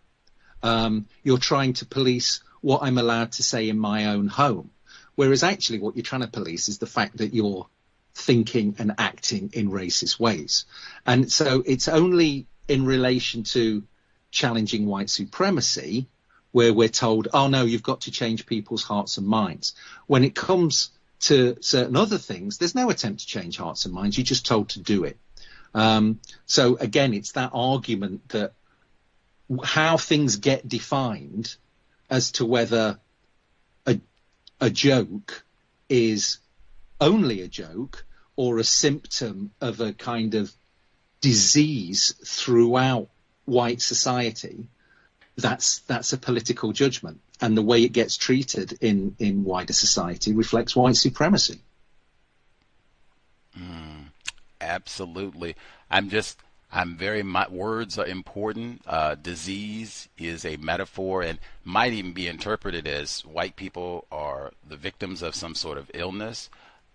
In my view, I submit, and the racist jokes are evidence of white commitment and dedication to racism, white supremacy. There, I would say, and because of that section in your text about the cruelty component of all of this, that right there, white enjoyment of the cruelty, and that's with the lynchings that you talk about. We savor this. I gotta get his testicles and put it in a jar. Like, oh, it was so much fun. Gotta send you a postcard. We had so much fun. Like, that's what a lot of the racist jokes are about, and it's violence not just against non-white people. A lot of those racist jokes, they are about violence against black people specifically. That right there, I point that out all the time. That right there, you can't be ignorant about white supremacy racism and tell or get the punchline to the racist. You can't be on either end. You would just be sitting there confused all the way. That's not what this is. Yeah, I stand corrected. The enjoyment aspect, it's not we're confused or struggling or none of that. It's we enjoy the cruelty and suffering and violence of what, and I just don't think people think, because we don't interrogate those jokes. There are whole books on that too. I've been pointing that out for years. If your book says it, white lies, that is a huge problem of all of this. And I submit one of the biggest white lies is white ignorance. The lie to white ignorance is the racist jokes. And they start them so young. That's in Dr. Joe Fegan's book. I'm surprised you didn't quote him in the book. But he says that. He says that there's so many young white children who've got in trouble at like 5 or 6 because of racist jokes that they've heard at home. And then they go to school and repeat them. Like, whoa, whoa, whoa, Johnny, you can't say that at school. Whoa, whoa. They got to get the refinement about how you present. You can't say nigger at the school. Like, just say that at home and all that sort of thing. Like, see, you're not ignorant, because they've been talking about this. The racist shot. He said they were at the riots. They were at the riots. They were at the Capitol. We now have, because the new government haven't done anything about changing it yet, the guidance for schools basically sets in place the idea that schools are supposed to work on the understanding that, schools have some leeway. Head teachers have some leeway. So in some schools, the head teachers try to really work against white racism of the sort that you've just been describing. But the politicians who up until 2 months ago were running the country argued that actually children can't be racist, that they're just quoting grown-ups. And so you want to talk about white ignorance, the idea that white children, and we spoke earlier about a white child who was being arrested for murdering an 80-year-old person of color. But whenever you talk about racism and anti-racism in schools, there is a massive proportion of the Conservative Party and the media who argue that actually children can't be racist. Apparently no one can. Wow. Well, yeah. Wow. I've got to go back. I didn't know about that case. I have to go back and find out more details about the 80-year-old who was killed. That is... Yeah, it was in Leicester. In Leicester, thank you. Thank you for giving me some breadcrumbs. Before we let you enjoy the rest of your Friday evening, that section towards the end of the book, you discuss the lie of working class white victimhood. And I found that so interesting because you went through and so many. I said the footnotes. He doesn't do where they just come out and say something and have no citations. He had a pile of articles that just went on for years about the alleged working class whites, and oh my gosh, they're suffering these woke policies. And I was because I'm not in the UK, so I hadn't seen all of this, but it was staggering. To this idea that, white people are victims of these policies that are against racism, ostensibly. And I thought, like, okay, so they have something like that in the U.S. I thought, they just don't, I don't think they say working class whites as frequently, but I do hear them say it'll be the middle class. Yeah. The middle, that's what they'll say. That was Trump 2016. They just don't say working class. They say, is that, what have you seen in your study? What languaging do they use in this part of the world? You've got it exactly right. A big part of the book is arguing that in terms of how white supremacy operates, the US and the UK are incredibly similar. And obviously there would be no US without the UK and the racism that has shaped foundationally both nations. So there are a lot of similarities, but one of the kind of differences between how people talk about politics in the States and in the UK is that in the UK, politics is dominated by understandings of class, whereas class it seems to me only recently that the language of class is coming to the fore in the States. But one of the big differences, and I talk about this, and again, there are footnotes evidencing it in the book, that the majority of people in the UK now do occupations which are technically classed as middle class. But in the UK, there is a kind of cultural weddedness to the idea of working class, that I know university professors who were on, very, very good wages and still claim to be working class because that's where they were born.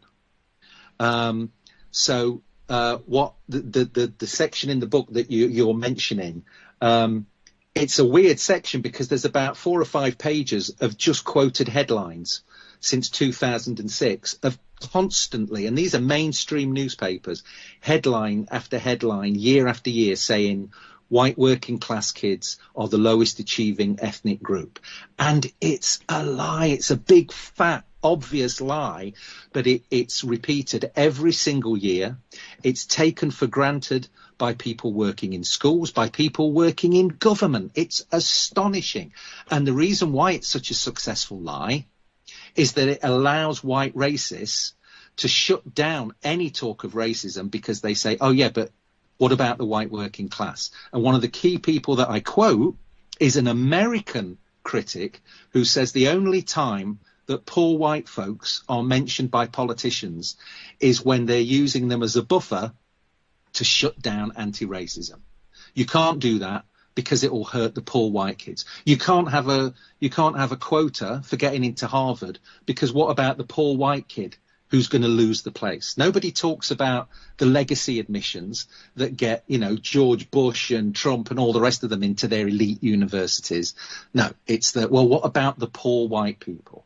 So, yeah, that argument has been just the single biggest, most successful lie in English education. But you're right that in the US, it's the argument about, well, they talk about the middle class.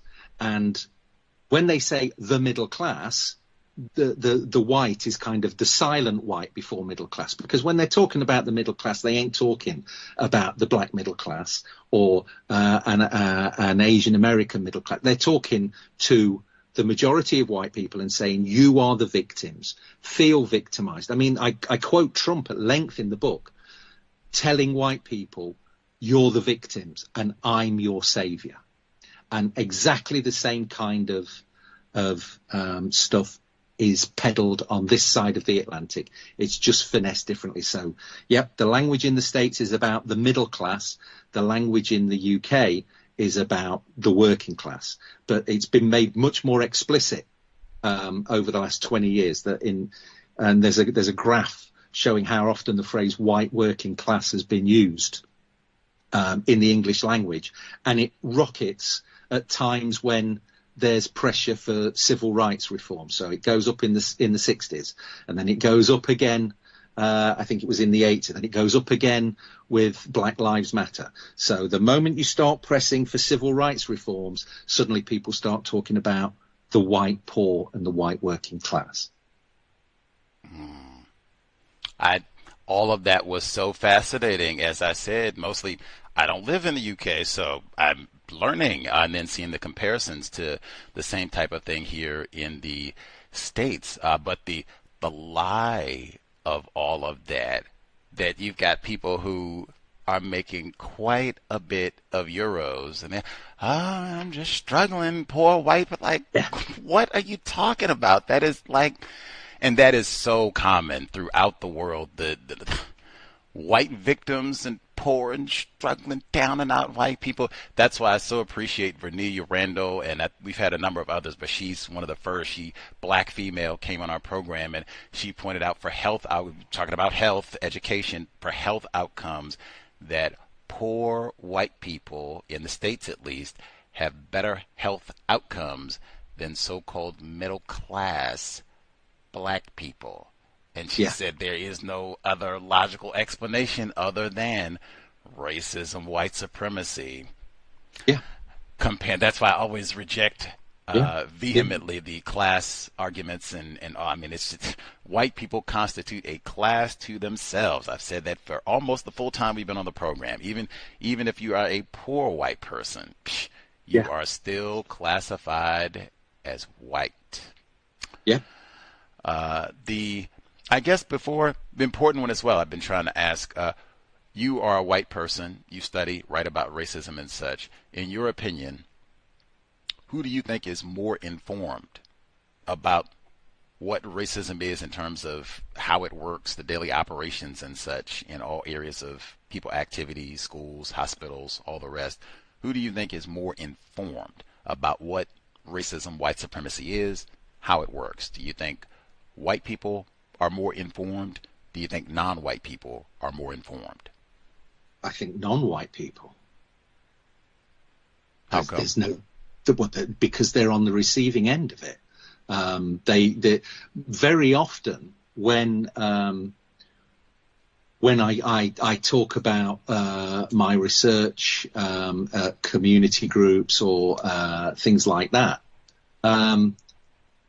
People of colour in the audience, there's a lot of stuff in there that they'll often say, well, yeah, we know this, but we didn't realise it was this widespread, or we didn't realise that it connected in that way to something else. But in terms of the kind of gut reality of it, there's no question that the people that understand white supremacy are not white people. Fascinating. You are a white man, and you are informed about racism, white supremacy. Yes, I am informed as much as I can be, but I think that that kind of visceral understanding, the deep level understanding of how the system operates. I've spent my adult life studying racism in education, but I think there are I know there are black students who are 20 years old at my university. They understand the system as well as or better than I do. They might not have the citations, they might not be able to point to the evidence, but they get it and they understand it. And in terms of your question, was who's more informed about racism, white people or non-white people? There's only one answer, and it's non-white people. Right on. Before we let you get to your evening unfettered, have you encountered any people classified as black or just non-white people, period, who they they hate white people. They say, hey, I know your work, Professor Gillborn, but given the history, I do not mess around with no white people. Like, get on out of here. I don't want to talk. Like, have you encountered any non-white people, black people like that? No. Actually, I mean, in terms of, and I've said, I don't know if I've said this in this book, but I've put it in print now. During the pandemic, I did a lot of kind of podcasts talking about this stuff, and actually the people that have been most supportive of my research have been scholars of colour. Because, I mean, initially, very often when I would turn up at places when I was a younger scholar, folks would look at me rightly. They would be suspicious. You know, what the hell do you know about this? What do you know about these things? But they will listen, and they recognise that, oh, he gets at least part of it. Some of this is useful stuff. And I talk in this book about being a white scholar doing anti-racist work. And, you know, I put myself in the hands of organisations that are not led by white people, because, you know, it can be useful when you're being talked down to, when you're being isolated by the white system. It can be useful to trot out a white professor who calls out what the system's doing. So attempting to use that kind of those stereotypes back against themselves. So no, I've not met anyone like that. I've absolutely rightly have met and continue to meet people that are suspicious of what the hell am I doing in the field. But the vast majority then listen and engage, and yeah, some like my work, some hate my work, but you know, that's how it is. Fascinating. The new book, 2024, White Lies, Racism, Education, and Critical Race Theory, does have some great, one of the points I've emphasized, white people are not ignorant about racism. They swap tips on controlling niggers. That's in The Half Has Never Been Told, Edward Baptist, where he says that explicitly. And then we've talked about this in terms of the U.S. and Brazil and other parts of the world. But white people, they swap tips, information on how to practice racism. And now I can add this book to my list. Bang, White Lies. White people swap tips on how to run the plantation. And at an international level. I mean, you know, the point, that chapter I mentioned that's got the timeline of the 2 years after George Floyd's murder, that documents, when you stand back and just look at the headlines of what happened in that 2 years, you know, you have companies claiming that they're going to donate billions, almost 50 billion, to anti-racist and Black Lives Matter causes. 90% of that money was actually in the form of loans. It was an investment to try and bring in more profit. Very little of it was a straight up grant. They were playing games. It was window dressing. And the 2 years winds up with another set of black people being murdered by a white man. And one of the things that's stunning in there is 2 days after Trump announced his initial ban on critical race theory, 2 days after, the English government published formal advice for its schools, telling schools that they had to be politically impartial, and that meant they shouldn't be teaching extremist groups. And an example of an extremist group was defined as Black Lives Matter.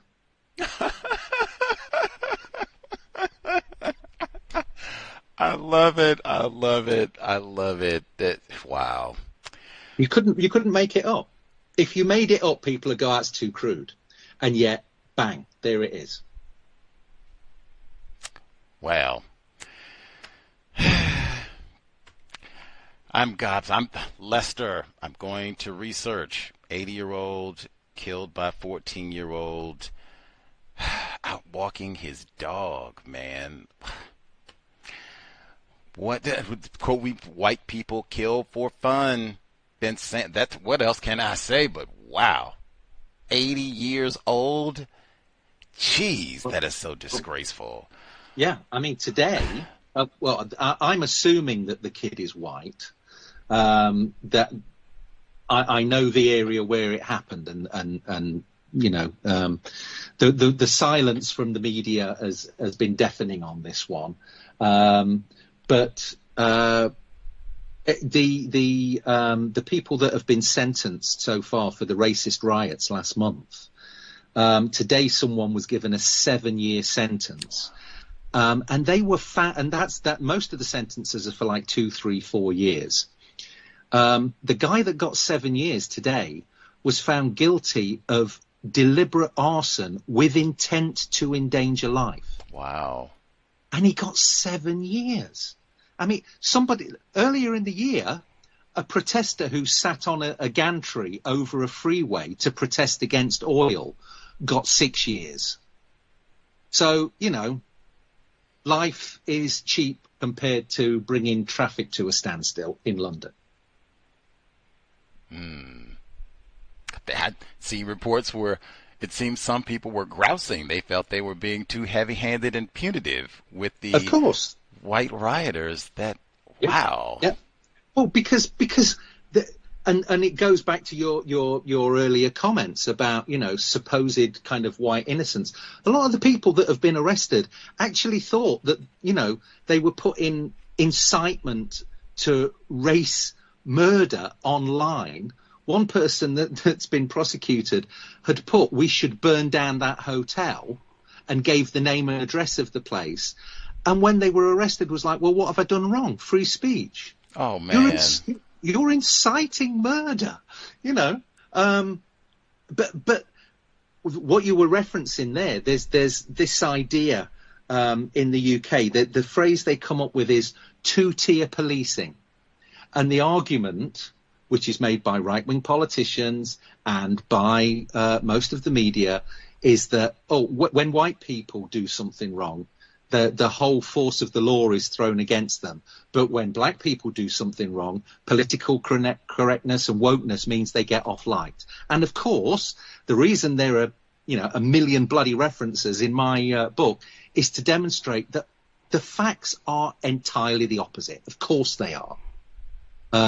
You know, black people don't get second or third chances.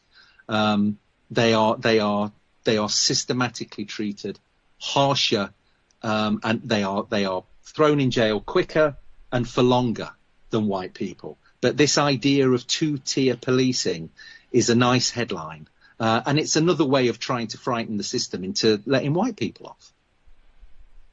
7 years for arson, I'd say that's, yeah. Arson with intent. With intent. So he's been found guilty of trying to burn down a building with 200 asylum seekers in it, but he's got 7 years.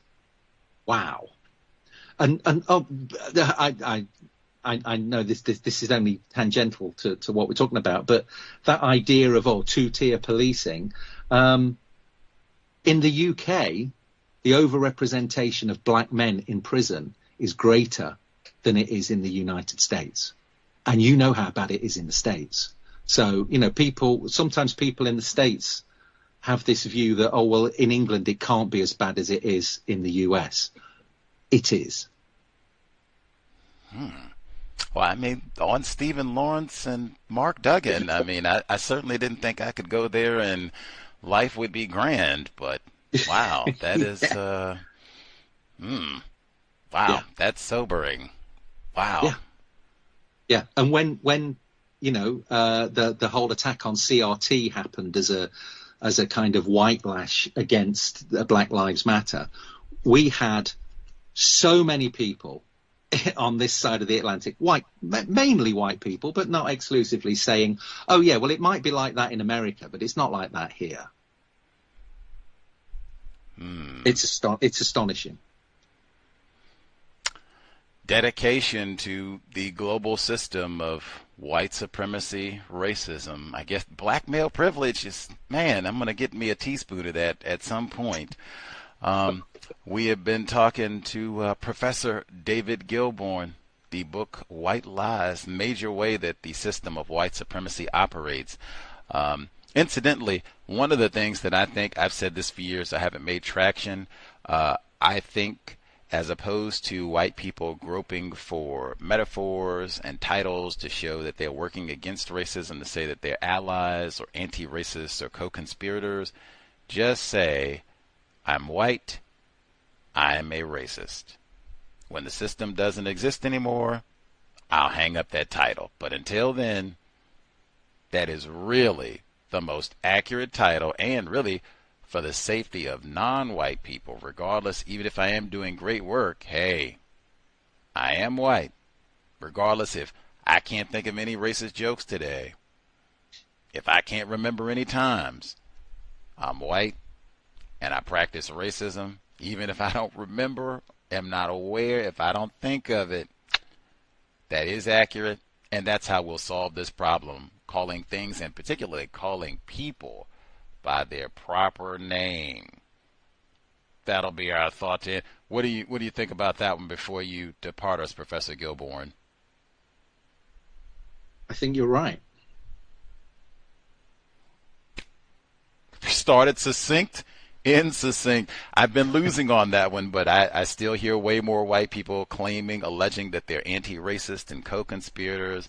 They have whole books. Edward Vanilla Silva, I'm botching his name, I'm retarded. But he says we got racism without racists. That's a cold, sad cliche, but true.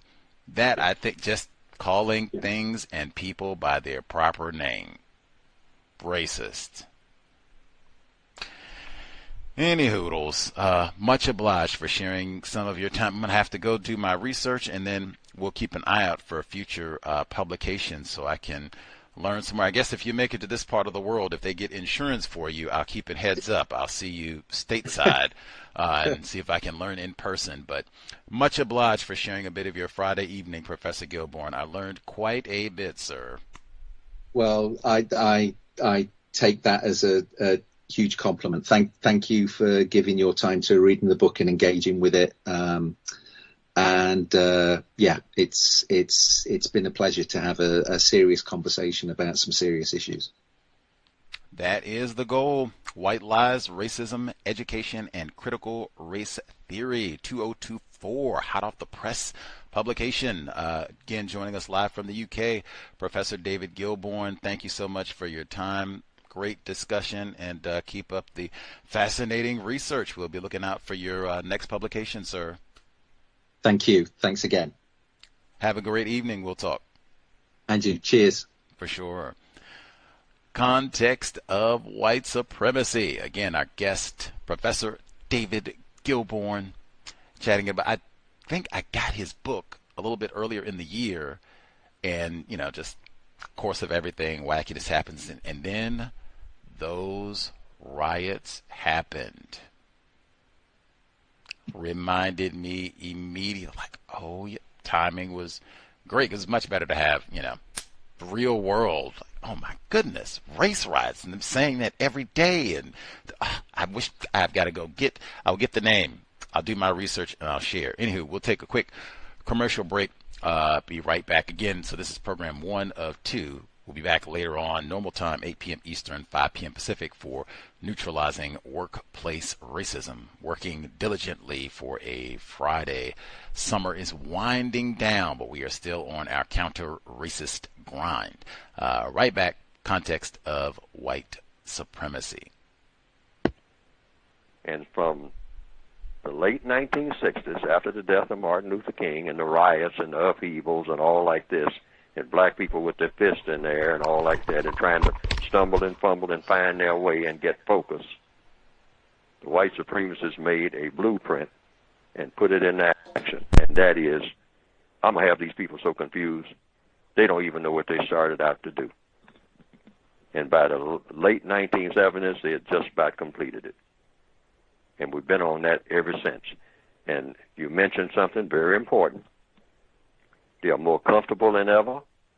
But see, it's like making gorillas comfortable in a cage, or monkeys. or pandas. You still got them in a cage, but they're comfortable. See, so give him some bling bling. It's like giving an animal a brand new car and training the animal to ride up and down the street in it.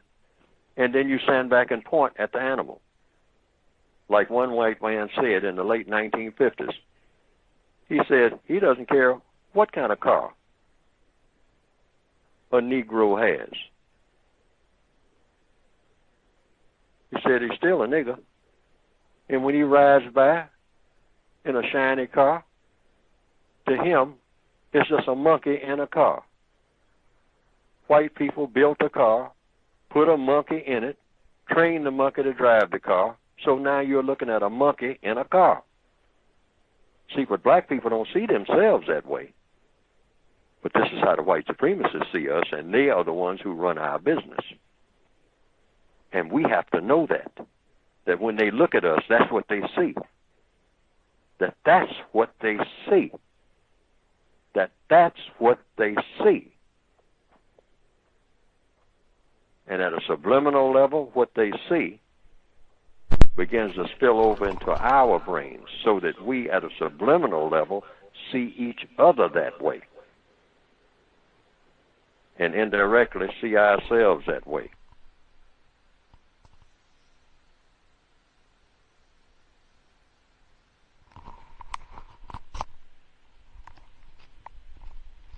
Context of White Supremacy. So we'll be here 3 hours, neutralizing workplace racism. 3 hours. We'll, hopefully, folks got through Labor Day, back on the plantation feeling somewhat nourished, replenished, ready to move into autumn. Hopefully you didn't have to do any like workplace barbecues or anything like that. Anywho, normal time, 8 p.m. Eastern, 5 p.m. Pacific. If the C.O.W.S is constructive, double dipping today, hit the blog racism-notes.blogspot.com, racism-notes.blogspot.com. PayPal button in the top right corner. You'll see the links for PayPal, Venmo, and Cash App, all beneath the PayPal button. Enormous gratitude to all the investors who kept us on the air 15 years, hopefully worthy of your time and energy. You can hit the Amazon wish list as well under Gus T Renegade. All of the investors who've nabbed an item or 8 over the years, much obliged. Hopefully the C.O.W.S, we've been accurate more often than not, and with helpful, constructive information on what white supremacy racism is, how it works, what it means to be white. Talked about that exactly today. Our caller who tuned in a little bit late, Professor Gillborn, did agree succinctly, promptly, with my definition for white supremacy racism. That said, some of the tidbits for today. I can't emphasize enough the big pattern where white people all over the world benefits. All of the white people get to benefit. Peggy McIntosh and privilege and benefit. Practice.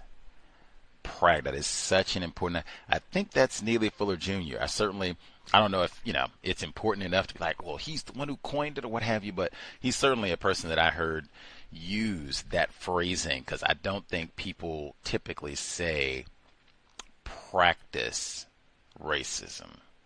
Now, we're not name calling saying that you're a racist, although that title is important as well, but practice racism. And even conventionally, it's football season, right? They say, oh, Seattle Seahawks, they've been practicing in preparation for game 1. You get better, so you don't go out there and fumble and jump offside. You practice, refine your methodology, and that's something white people do. That's a big one. I got reading this book because I did not know that they had such a thing as an Equiano project for Alato Equiano, but this is something that white people concocted, and this is supposed to, hey, we don't do no talking about racism and blaming white people for Leroy's troubles, but you name it, the Equiano. See, that sort of thing right there, where they will do this. They go get, in California, when they wanted to get rid of affirmative action, which they did, they got a black person, Ward Connolly, Cal Bell. You got a black person to head this group. Say, oh no, we can't have affirmative action. Like, oh, that's awful. Ooh, that sort of thing. Racial showcasing, but to see that they use the same sort of technique throughout the world. And I mean, and just that is so glaringly, like, really? A lot like you got some sort of concern for Alato Equiano. Like, get out of here, man. Who was raped by white people? Delectable Negro. Making sure the other important components. Yeah, the whole conspirator, and I mean, if you are a white person, he said at the end, I don't meet non-white people who hate white people. I meet non-white people who hate my guts and other non-white people's guts just because we are radical. Talk about rape. Matter of fact, Gus Worthless Negro. Do y'all remember how many times Dr. Welsing, Grandcestor, used to tell us how many black people, she didn't even say, you know, them old pretend black people in the Caribbean or them old pretend black people from the continent. That's what she said. Regular old black people born in the U.S., U.S. passport and all. She said the number of times they would come up to her and say, man, Dr. Welsing, do you know, I just knew you were crazy. I mean, Looney Tunes. And then, now I see M.D. Dr. Francis Crudder. Now, do you all remember how many times? Confused.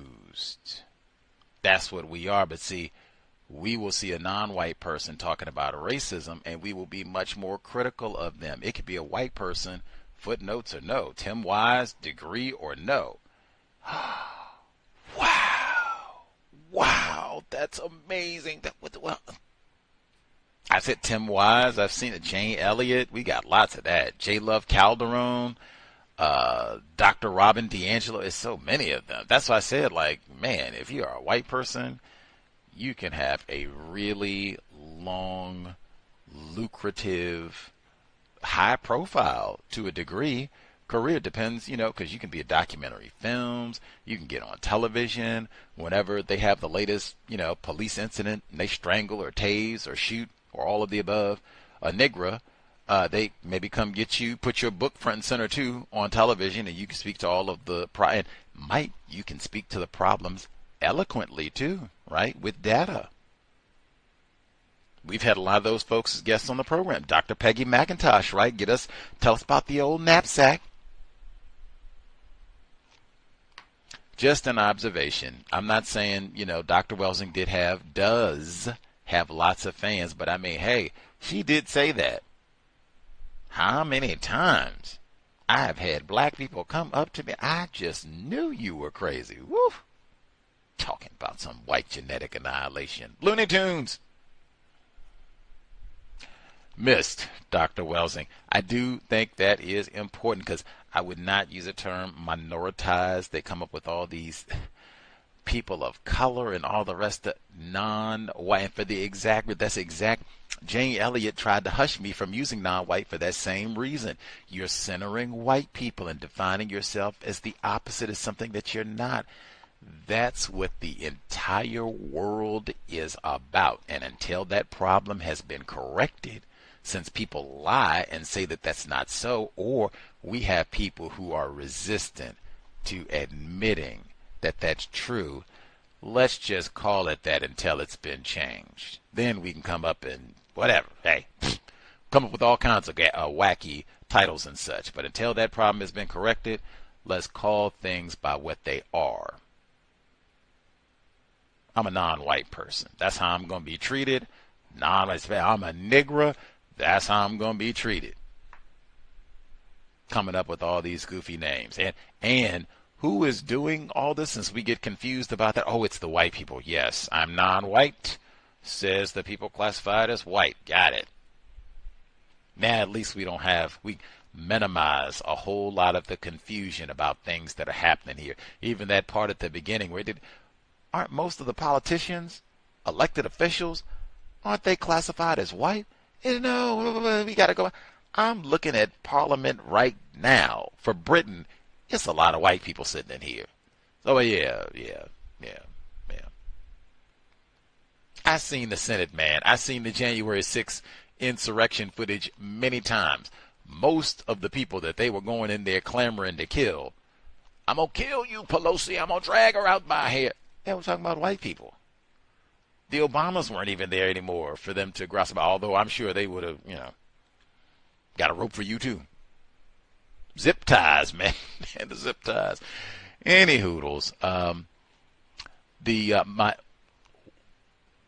white genetic annihilation and white people being minorities, Professor Gillborn made that as a point. That's something Dr. Welsing emphasized for the entirety of her life, it seems like, at least a good 4 decades, right? That was something that she made a major point of emphasis, and we try to remind listeners of that as well, because it is so important, and it is a major component of why the system of white supremacy may be the fundamental reason why this system exists.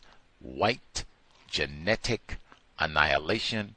They are a global minority. Even more of a reason. That's why black self-respect.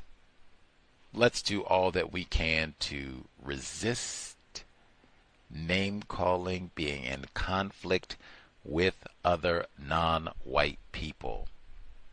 Something Dr. Welsing talked about all the time, Mr. Fuller as well, the 10 stops.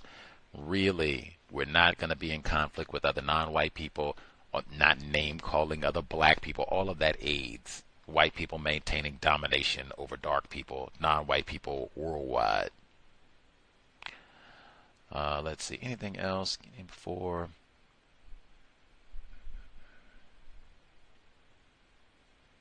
I can't imagine white people in the UK, if they heard this broadcast, if they, that militant Negro, especially non-white people, if they had already heard Professor Gillborn, what they would think of the cows, I am not sure. David Gillborn, racist suspect. I think if I had asked more, probably could have got David Gillborn admitted racist. I probably could have got that, because it's true. What does it mean to be white? That was one question I did neglect to ask. He has a passage in the book where he talks about white people are given propaganda messaging to suggest that the interests of non-white people are against the interests of their own people classified as white. I was like, isn't that true? That's what it means to be white.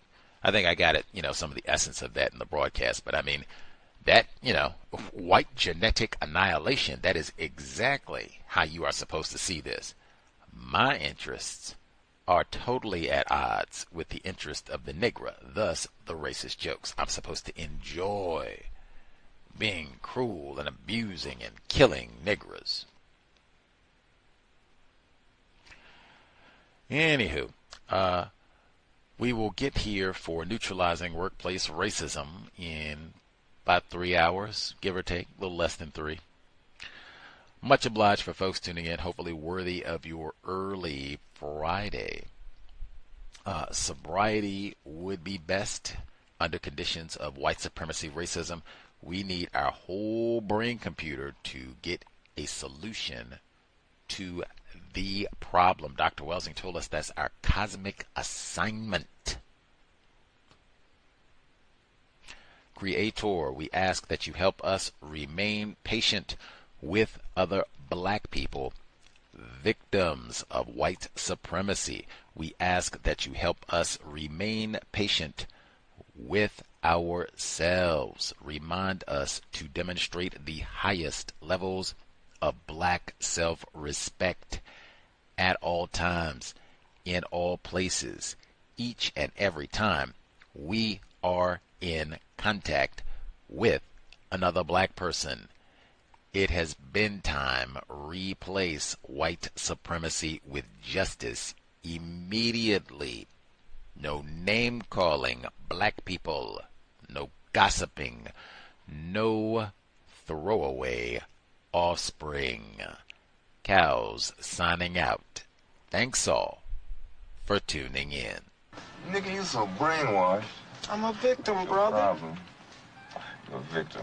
I'm a victim of 400 years of conditioning. Shut up. The man has programmed my conditioning. Even my conditioning has been conditioned.